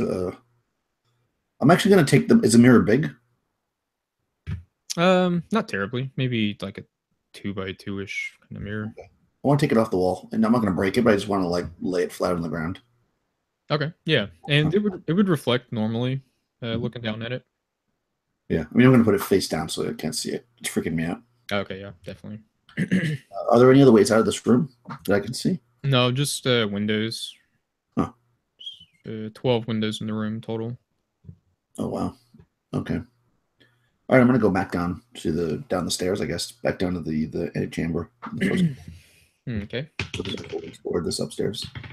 As you enter the antechamber, you see these two women, both running at you with mad looks on their face. One you'd recognize as the kitchen maid woman from earlier, but there's another unfamiliar woman silently running towards you. So roll initiative. Oh, really? Yeah. Oh, jeez. Okay. Oh, good. 7. Okay. So 7. All right, yeah, so you can go first. These two. So we did that. All right, I'm gonna actually, even though it's gonna be -2, I think it's work. I don't know how that would work actually. Oh wait, you don't recognize these women. They're actually different women. Oh. Sorry. Yeah, I thought they were the same. The names, I'm not familiar with all of them. Yeah, this woman looks completely crazy. Her hair is like disheveled. She has slashes on her face. The other one has long hair. She's wearing a parlor maid outfit. Probably could have been beautiful at one point, but yeah, she just looks like a wild mess. Contorted face, and yeah, she looks like she wants human flesh. Oh God! All right, so I'm gonna actually put the lantern down on the ground and draw my other pistol with the scatter shot and shoot that one. But since that's only a saving throw, I don't know how that would work with the minus. Maybe she gets a +2 or saving throw or something. Okay, yeah, sounds good. That seems reasonable. So they have to make a saving throw versus paralysis or half damage. Okay, and failed. Okay, good. They actually need both of them. Oh, okay. So it's an area effect. That's why I want to switch. A 1 and a 3. So yeah, they both fail. Okay, so that does 4. And if it's the same thing as before, it's on a 6-sided die. Okay, great. So that will just which one? Just You'll have both of them. Oh yeah, that's right. If you fail, they take 4. That's right. That's right. So yeah, it's area effect. 4 and 4 for her. And 1, 2, 3. If my characters hear this gunshot, can they start making their way towards that sound? Yeah, I was actually about to say you would hear the gun ring out from the first floor, and you are. Let me see my map. 4, 6, 8. So you're 80 feet from the house. Actually, I'll say you're 60 feet since you left the stable. Probably walking back towards the house, perhaps. So 60 feet from there, and 10, 20, 30, 40, 50 feet from the antechamber. So it'll take a couple rounds, but you can start heading there for sure. Okay, well, if one of the other allies is still alive, I figured they were both dead a while ago, but if I hear this gunshot, I guess at least one of them is still alive. So yeah, I'll start trying to make my way back there, and maybe we can find a way out of here together. Okay. Yeah, sounds good. So these two creatures, or two women, they're gonna attack you. So let's see what they do. All right, so we'll do the first one. We'll say the chambermaid, not the parlor maid. The chambermaid, the kind of more scarred up, abused looking body, shorter hair. She's going to try to claw at you. Let's see. What's your AC? 15. 15? Yeah, no. Oh, she rolled a no, definitely not. 11. So she misses. The second one will try to do claw attacks as well. The disheveled woman. So she rolls a 14, so she misses. Right. Okay, very nice. So back to your turn. Okay, so I mean, I have my other gun in my hand, so I'm just gonna take a step back and just fire it at one of them. I guess Okay. the one with the disheveled hair one. Okay. Your hair offends me, ma'am. 18. Oh yeah, Okay. definitely hits. Okay, that hits. And that's a D8 because it's a regular pistol. And 6, which is on a D8. Nice. So that should be Yeah. good. 1, 2, 3, 4, 5, 6. Okay, yeah, she basically stops in her tracks and falls to her one knee, and she's just actually she's gonna be crawling at this point. She's really messed up. Oof. Okay, so on their turn, she's gonna lash out at you from the ground. Ouch. Try to 14 again and misses. The other woman try to attack you as well. Rolls a 7. Okay. And Crystal, we'll say your characters are getting a little bit closer as this is happening. As we go back to the top. Angelica. Okay, so I'm going to shit. Might as well just do it. I'll take the -2. I'm gonna pull the rifle off my back and try to shoot the one that's crawling, hoping to Okay. finish her off with the rifle. So +2, but I'm -2, so it's just a straight roll. 15. 15 hits. Yep. Yeah, come on, baby. So you kill her. She has 1 hit point left. So just Well, tell as long me. as I rolled a 6, so it's over the half of the damage. So Okay. Yeah. Totally. Yep. So tell me how you destroy her. So I flip this rifle's like over my shoulder. I flip it over, kind of just like stabilize it as quickly as possible. But she's close to me, and I just like put it right to her head, and I just blast. Very nice. And she stops. She definitely stops. Her head just plops to the ground. Doesn't make a sound, but it plops. There's no sound, Jim. Right. And then my eyes open wide as the other creature kills me. Here we go. So yeah, this other creature is gonna lash out at you. It rolls a 2. Okay, no, So that's it will miss. okay. And yeah, your turn again. Okay, so I don't have any more bullets, so I'm going to use the abacus as a melee weapon, which I think does a d6. Well, let me see if I hit first. I do not. Nice. But I will look it up. Yeah, it does a d6. Okay, cool. But I miss, though. I try to swing it, and I miss. Very nice. Okay, so it's going to attack you again. Rolls a 1. So back to your turn. All right, I swing at it again with the rifle butt. Miss.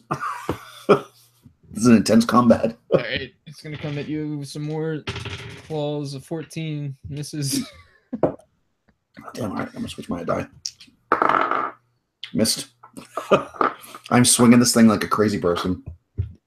It swings back and misses. Okay, here we go. Come on, like one of us is gonna hit, and that's gonna be the end of it.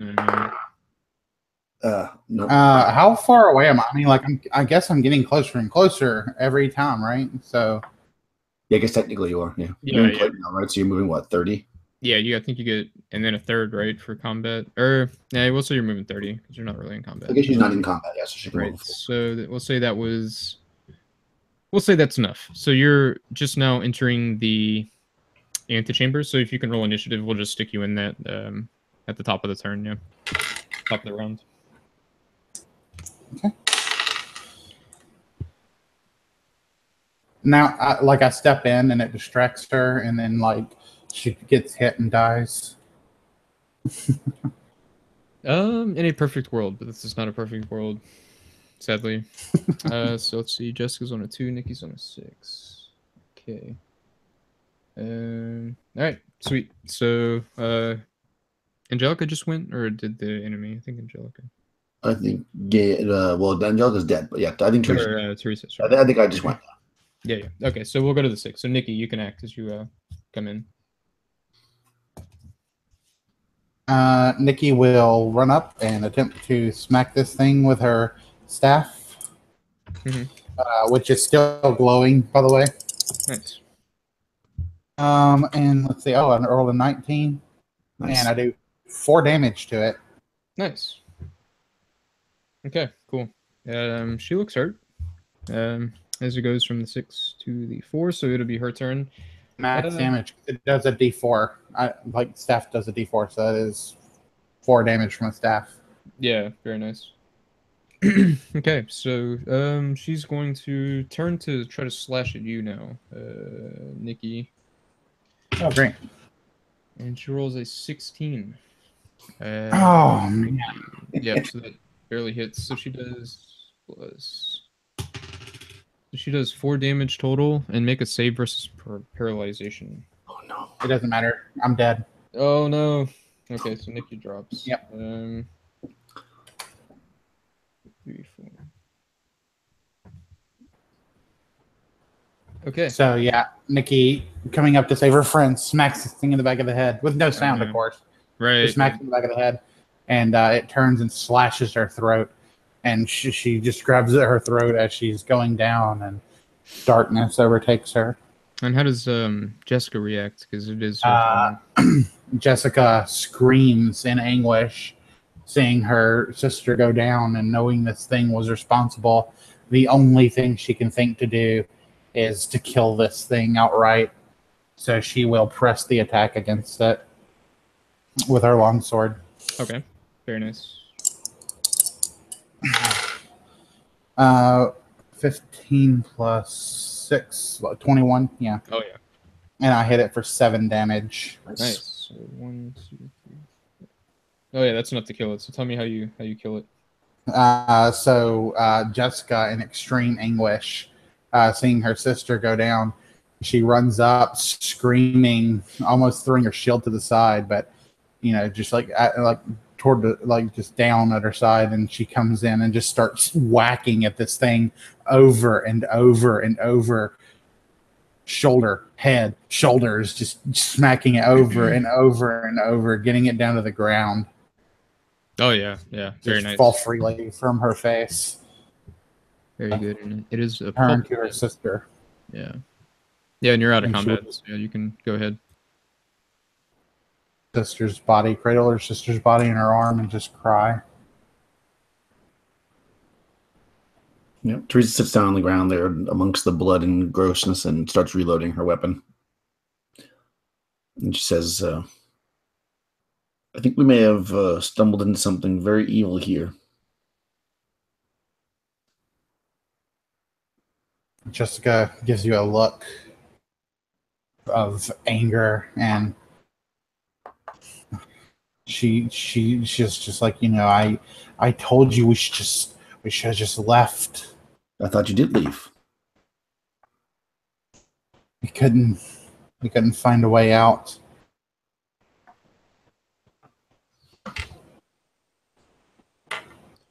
Well, did you try the stables? And she sits down, trying to calm herself down now, as she's setting her sister down. Says, yes, there was horse bones. There was a ghost choking a child to death. Oh. That seems very, very bad. I fear our fate may be to rot and molder in this building amongst the other ghosts. Jessica nods, and she'll take her sister's firearm, and she'll say, I won't let them take me without a fight, though. Mm-hmm. Can't do that. Let's go to the basement. And she'll take her sister's staff as well. And she'll say, I'm going to, once all 3 firearms are loaded, I'm going to get ready. Yeah. She says, if we live, I will not leave my sister's body behind. Yeah, of course not. So, yeah, she'll put her sister's hand over her chest in a way that the dead rest, and she will kiss her sister's forehead before following Teresa to the basement. Or is Angelica? Whoever. Teresa. Follow them to the basement. No, it's Teresa. It would be better if it was Angelica. She's a better fighter. Okay, yeah, but Teresa's going to head down into the basement with her lantern in one hand and the pistol in the other with the scatter shot. And I'm actually going to load both my pistols with scatter shot. So I have 4 left. Jessica has 2 pistols with normal rounds, I guess, and her staff in her weapon hand now. Okay, perfect. Okay, cool. So you get down, you go down the stairs, and this chamber is not naked rock, but is instead carved into a regular shape. And you see, it looks like it served as a wine cellar, as evidenced by the large number of shelves containing bottles of various sorts of wine. Most of the shelves and bottles look like they're smashed or damaged to some extent, but there's a small number that have not been damaged. Some of them look pretty nice. Nothing, super nice. There is a door in the north wall. There's also a hallway, or there's a door, on the western wall at the top side of it. It's the northwest edge of the room. So there's 2 doors essentially. And it is dark, yeah, but you got the lantern, so. Okay. I'm thinking northwest. Okay. Do you want to go to that door? Yep. Does this does this wine that's down here, does it look like something we could use that might be flammable? Yeah, it's alcohol. I'll say sure. Jessica's gonna say, I said we just set the house on fire and leave.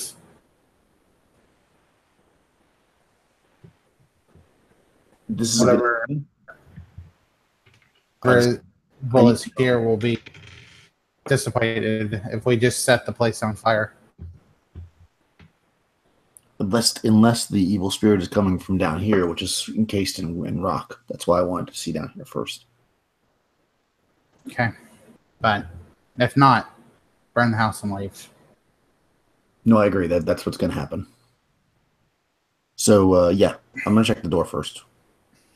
Okay. And as you grab the handle, it is incredibly hot, and you take 2 damage. Ouch. This handle is hot.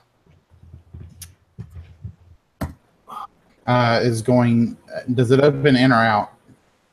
It looks like it opens, you push it. So out. Okay, yeah, so you push it. Okay, Jessica's gonna bring her big boot up and slam it against the door, attempting to crash it open. Yeah. Do a open door check. Okay. How do I do an open door again? It's a Okay, D6. it's a D6. Okay. Yeah, thank you. Yeah. A 1. Oh, nice. Yeah, it smashes open. Beautiful kick. Nice. Well done. And you're looking down. Lava pours out of the room. Looking at the hell. Almost. No, there's looking down like maybe a 12-foot hallway. And there's a door. There's 2 doors lining the right wall and one at the far end on the western wall. So 2 on the north wall, 1 at the end on the west. Jessica will pull her shield up, and she's gonna use the light of the staff to go ahead. Okay. Where do you want to There's one all the way to the north end, and then one on the right side, you said? Correct. She'll head to the one on the right side. Instead of just grabbing the door handle, she's going to feel the door first and feel if it's hot. Mm-hmm. Okay, and no, it does not feel hot. Okay. And she's going to hover her hand above the handle a little bit before she grabs it. Mm-hmm. And if it doesn't feel hot, she'll open the door. If it feels hot, she's just going to kick it in. No, it's cool. It's totally normal.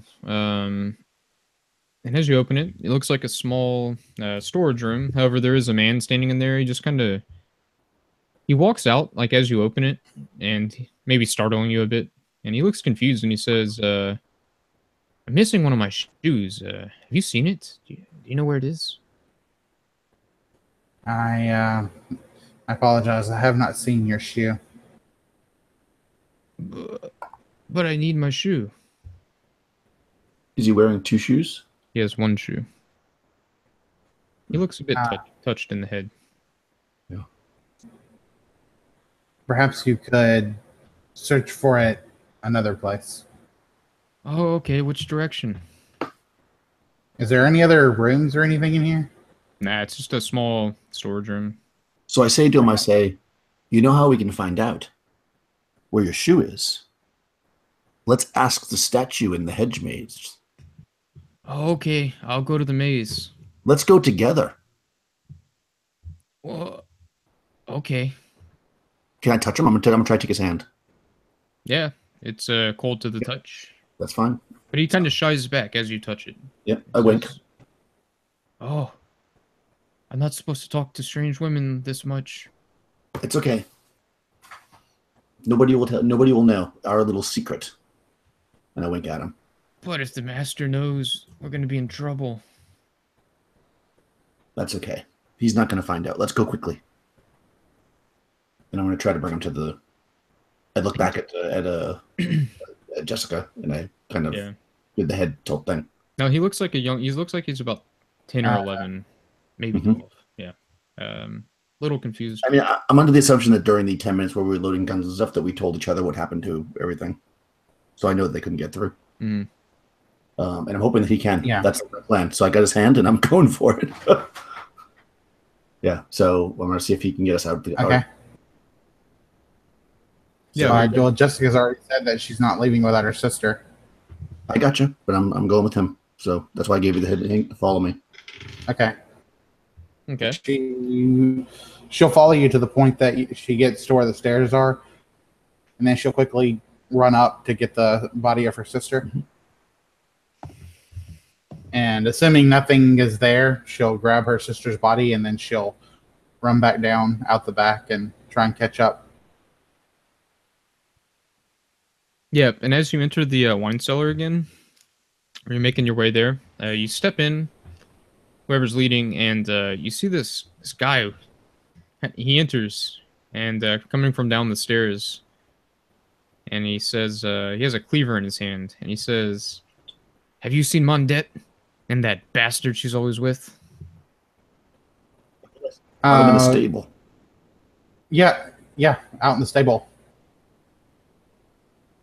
And he just turns and rushes up the stairs. Silently, of course. We follow him silently. Yeah. And let's see. Okay, so you get to the top of... Where am I? Where's my map? Back to the top of the stairs. You enter the antechamber. Let's see what happens when you enter the antechamber. Okay, cool. That doesn't that. There's a very big chart. Okay, so as you enter this one, this is actually interesting. You enter the antechamber. I guess you're leading this young guy back out. This boy. Yeah, exactly. Yeah. So you enter the antechamber, and you see this youth manifest, this apparition.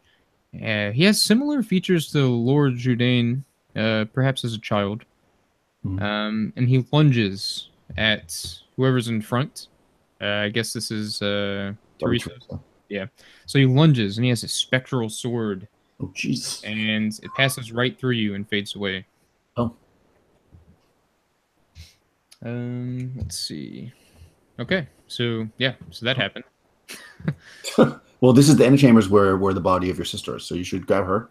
I'm gonna continue to lead the child. Okay, do you want to go back? I'm gonna grab the body of my sister. Okay, so like sling her over your shoulders or something. Yeah, just simply, or just cradle in my arms if I can. Yeah, you should be able to do that. Okay. My back, so it's just on my back, lighting up. Yeah, it sounds good. And then I'll carry her outside. So you enter the armory, and all of you notice as you enter, the temperature, of course, drops very noticeably, and then it's gone back to normal.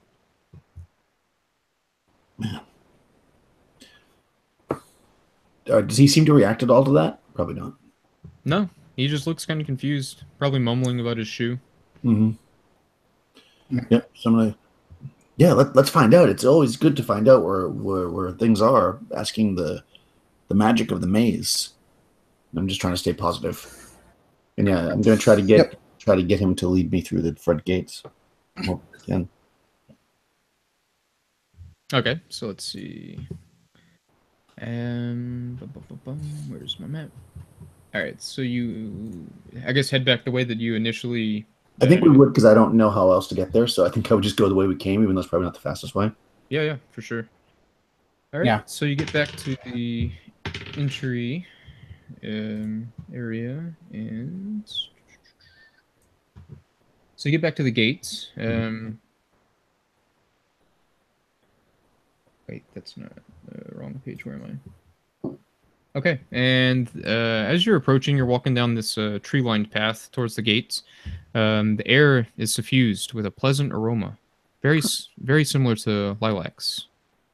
Not unlike a lilac, but it smells very, good. Very fresh, yeah. And you get to the gates, and what do you want to do? I want to try to open it. I'm going to keep my hand on his, and I'm going to try to just pull the gate open. Okay, and the gate does not budge. Okay. I'm gonna tell the boy, open the gate for us, and we can go ask the statue where your shoe is. And he just says, "But I'm looking for my shoe. That's all I need." Right. Well, the statue will tell you where the shoe is for sure, but we need to go at the gate.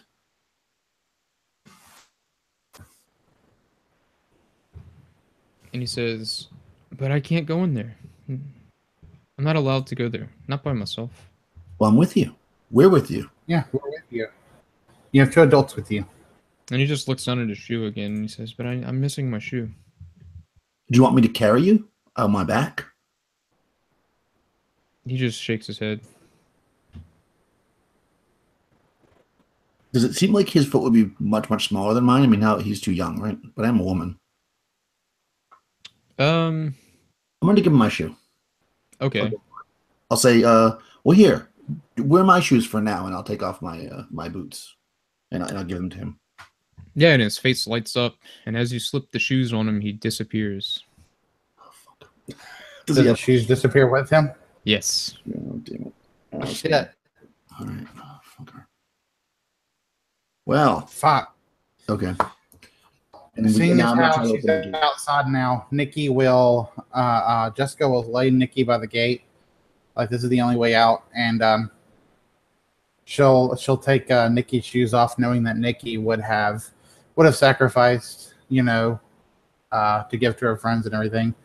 And she'll say, "Here, wear these." Okay, thank you. I'm gonna try to open the gate though before I put them on, because I don't know if there's something magic going on. I want to make sure that we're not gonna waste time. Yeah, the gate just doesn't budge. Still not budging. Okay. Okay, I'll take the shoes and put them on, and I'll say, "Okay, well, that didn't work. So let's go back to your plan, and let's just head back, and we're gonna burn the place down." Yep. Nice. This is pretty much how every Lamentations module ends. Yeah. Always burn.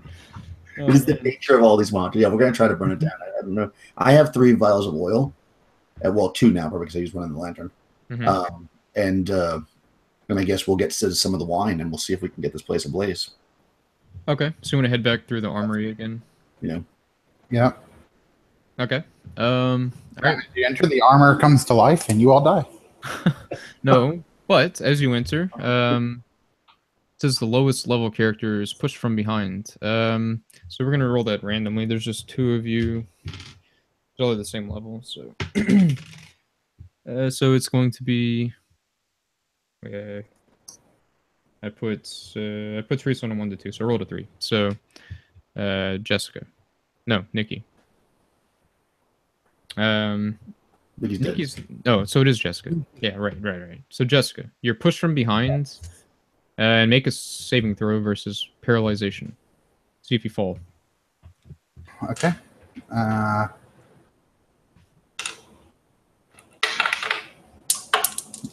Let's see. I rolled a 19, so yeah. So I succeeded. Okay, nice. So you do not fall. Okay, so I kind of trip and slam into Teresa, and I say, "Fuck, this is really getting on my nerves." I just sound really agitated at this point. She just looks at you and says, "Let's get the wine." So the wine. Yes. Burn this place to the ground, and we'll get out of here. And in that first room, the where the armor is, I'm just gonna empty my backpack out there, so I have more room for the wine. And I'll use that to like. So I'm just gonna. I'll leave my specialist tools and rope and everything. I'm just gonna dump all that, so I have as much space as possible in my backpack to carry the wine. Okay. And then I'll head downstairs to get the wine. Yeah, good. So as you enter the antechamber, however, I think I'm going to do sort of the same thing, except I'll keep my my tinderbox. Okay, sweet. Well, that's not just in case we have to light it from down there. Okay, so the antechamber, as you enter it, as soon as you both pass through it, the door behind you slams shut, and sounds like it locks. Oh boy! Of course. Okay, well, It opens to open though, right? Let's see these. The antechamber. Where am I? Let's get the wine first. Yeah, they pushed open. Okay, yeah. So we'll go ahead and get the wine. Yeah, let's get that first, and then we'll. So you head into the base of the wine cellar. Okay, nothing happens as you enter. So what would you like to do? I'm going to get as many bottles of wine as I possibly can into my backpack. Yeah, we're going to empty out our backpacks right here, and we're going to. Yeah, I'm gonna, and after we get as many bottles of wine into our backpacks as we can, I think I will use my tinderbox to go ahead and light up a torch. Mm-hmm. Just so we'll have it ready. Okay. Yeah, and I'll holster my pistols and put my rifle on my back, and I'll carry like whatever 3 bottles of wine in each hand or whatever, so I can carry as much wine as possible. Okay. And yeah, we're gonna head back up. The plan to start smashing these bottles and get this place. Okay, so as you enter the antechamber. Oh, we can re-enter the antechamber without problem? Yeah, but like from the stairwell, but the door is still closed that you had entered from. Oh, okay. Yeah. There was no stair. There was no door where the stairs were. It was open, right? Yeah. Okay, so as you enter the antechamber again from the stairwell below, with wine in tow. That was a rhyme. Why did I do that? So this woman standing there, and she offers you some sweets. She says, "Look, I have these sweets," and she pulls this bag out and she opens it. This little bag. She pulls out of her apron. She just stands there and waits for you to do something. It looks good. Why don't you leave it on that table? And she looks like she just gets immediately incredibly angry, and she just tosses the sweets to the ground and roll initiative. Oh, man. I couldn't have taken the goddamn sweets. Well, I don't want to, get sweet cursed or something. She is on a 2. So Jessica is on a 1. And Teresa's on a 3. Very good. So we'll start with Teresa on the 3. Okay, so well, I have a bunch of wine balls in my hand, so I'm just gonna try to whack her with the whatever. I get 2 or 3 wine balls in my hand. I'm just gonna like swing and hit her with the wine bottles. That's my plan, anyways. Okay.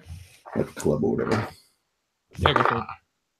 But it's very unsuccessful with the roll of a 1. So I probably smash the wine balls all over the ground. Okay. It's pretty hard to swing with 3 of them in your hand. Yeah. Yeah. So let's see. This is an old woman, by the way. She looks like an old chambermaid. But anyways, she's going to try to touch you. I'll say she comes up to you. As great as that sounds, Teresa, she's going to try and touch you. Which is actually pretty deadly. Maybe, but she misses. All right, Hands off. Down to the 1, Jessica, as this chambermaid tries to touch Teresa. Jessica has her torch in her hand, so she's just going to try and smack the chambermaid with that. Maybe set her on fire. Ooh, nice. Let's see, 18 totals. And yeah, you can try to attack. And smack her for 6 damage. Okay, and it looks like it doesn't seem and that sets her on fire, right? It doesn't seem like any damage was dealt. Something's more incorporeal about this woman. But back to the top. Does it set her on fire? Teresa. She's totally immune. So all right, so oh shit, okay. I'm gonna pull, I guess, one of my pistols out and blast her because to do that now that my hand's free. I'm gonna die. Where did the sweets go? She just dropped the bag to the ground. I'm gonna shoot the sweets. Okay. Screw her. Go for it. I don't know. 13. Okay, so you hit the bag of sweets and it just is pulverized. Nice. And I go, take that, bitch. She is not having this.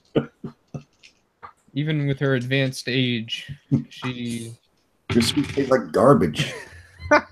She bends you over her knee and she begins to spank you to death. Wishes. No, she misses with the 13, sadly. Okay. Yeah. All right, so down to the 1, Jessica. Okay, Jessica is. Well, the torch thing didn't seem to work well. Jessica's just gonna start pouring wine out, and at this point, just fuck that lady. I'm not dealing with this shit. I'm just gonna start pouring wine out, and I'm gonna like touch my torch to that area and see if it will blaze up. Blaze it. 420. Yeah. I don't see why not. So we'll say the wine, for some reason, is highly flammable, and we'll begin to light. Nice. As we go to the top, Teresa. Okay, so all right, killing the sweets didn't seem to help. So I think what I'm going to do is, and I guess I don't really know that she's incorporeal because I haven't tried to actually attack her physically or successfully. So I'm just going to, I'm going to pull out my garrote and try to just wrap it around her neck. Okay, yeah. That'll work at all, but I'll make my attack roll so we'll see if I know if it don't. No, I completely. She steps out of the way, probably. Yeah. Well, no, you have to roll against me, I guess, but you're probably going to beat it. I don't get it. She got a 14. Yeah, so she steps out of the way. So she's going to try to touch you again. Little granny touch with a 19. Oosh. She does. Let me go back to her page because there's some things with her. All right, so she does 2 damage, which is actually going to trigger something, but we'll get to that in just a second. Okay, yeah, so that's all that happens because it didn't do 6 more damage. So as she hits you, as she touches you, she immediately evaporates. Oh. And then you hear this echoing, booming voice shout, "The curse is lifted. I am free." And this woman disappears. The bag of sweets that was pulverized is gone. And everything seems a lot less magical all of a sudden. and we're All trying you had to do, on fire. all you had to do was let the old woman touch you. Okay, so I'm like, what the fuck? So I'm gonna run over to the door and see if we can get out because the room's literally on fire now. Yeah, the room is beginning to burn. The door is not locked. I'm peacing out. Yeah, Jessica is behind you. She's throwing like bottles against the wall and like just throwing them down the hall. Yeah, totally. Flames can spread. The flames are starting to really rise behind you as you make your way out. I assume you want to head back towards the hedge maze, right? Yep, that's the plan. Yeah, and Yes. it looks like the gate is open. Oh. Yeah. As you approach it, and you can make your way back through there and out back to your horses. As behind you in the distance, you see flames and smoke starting to rise. As it's getting later in the evening, it's probably lighting up the evening. As the chateau begins to burn to the ground, and that's where we're going to end Awesome. it because you have lifted the curse, and I'll explain that post game in just a second. But yeah, thanks a bunch for playing. I hope it was enjoyable. Yeah, super fun. Yeah, I am confused as to how the curse. All we needed to do was let an old lady touch us. That is not how it works, but I will explain it because it is pretty interesting. But I'm not going to do it on the recording. But let me kill the broadcast. Nice.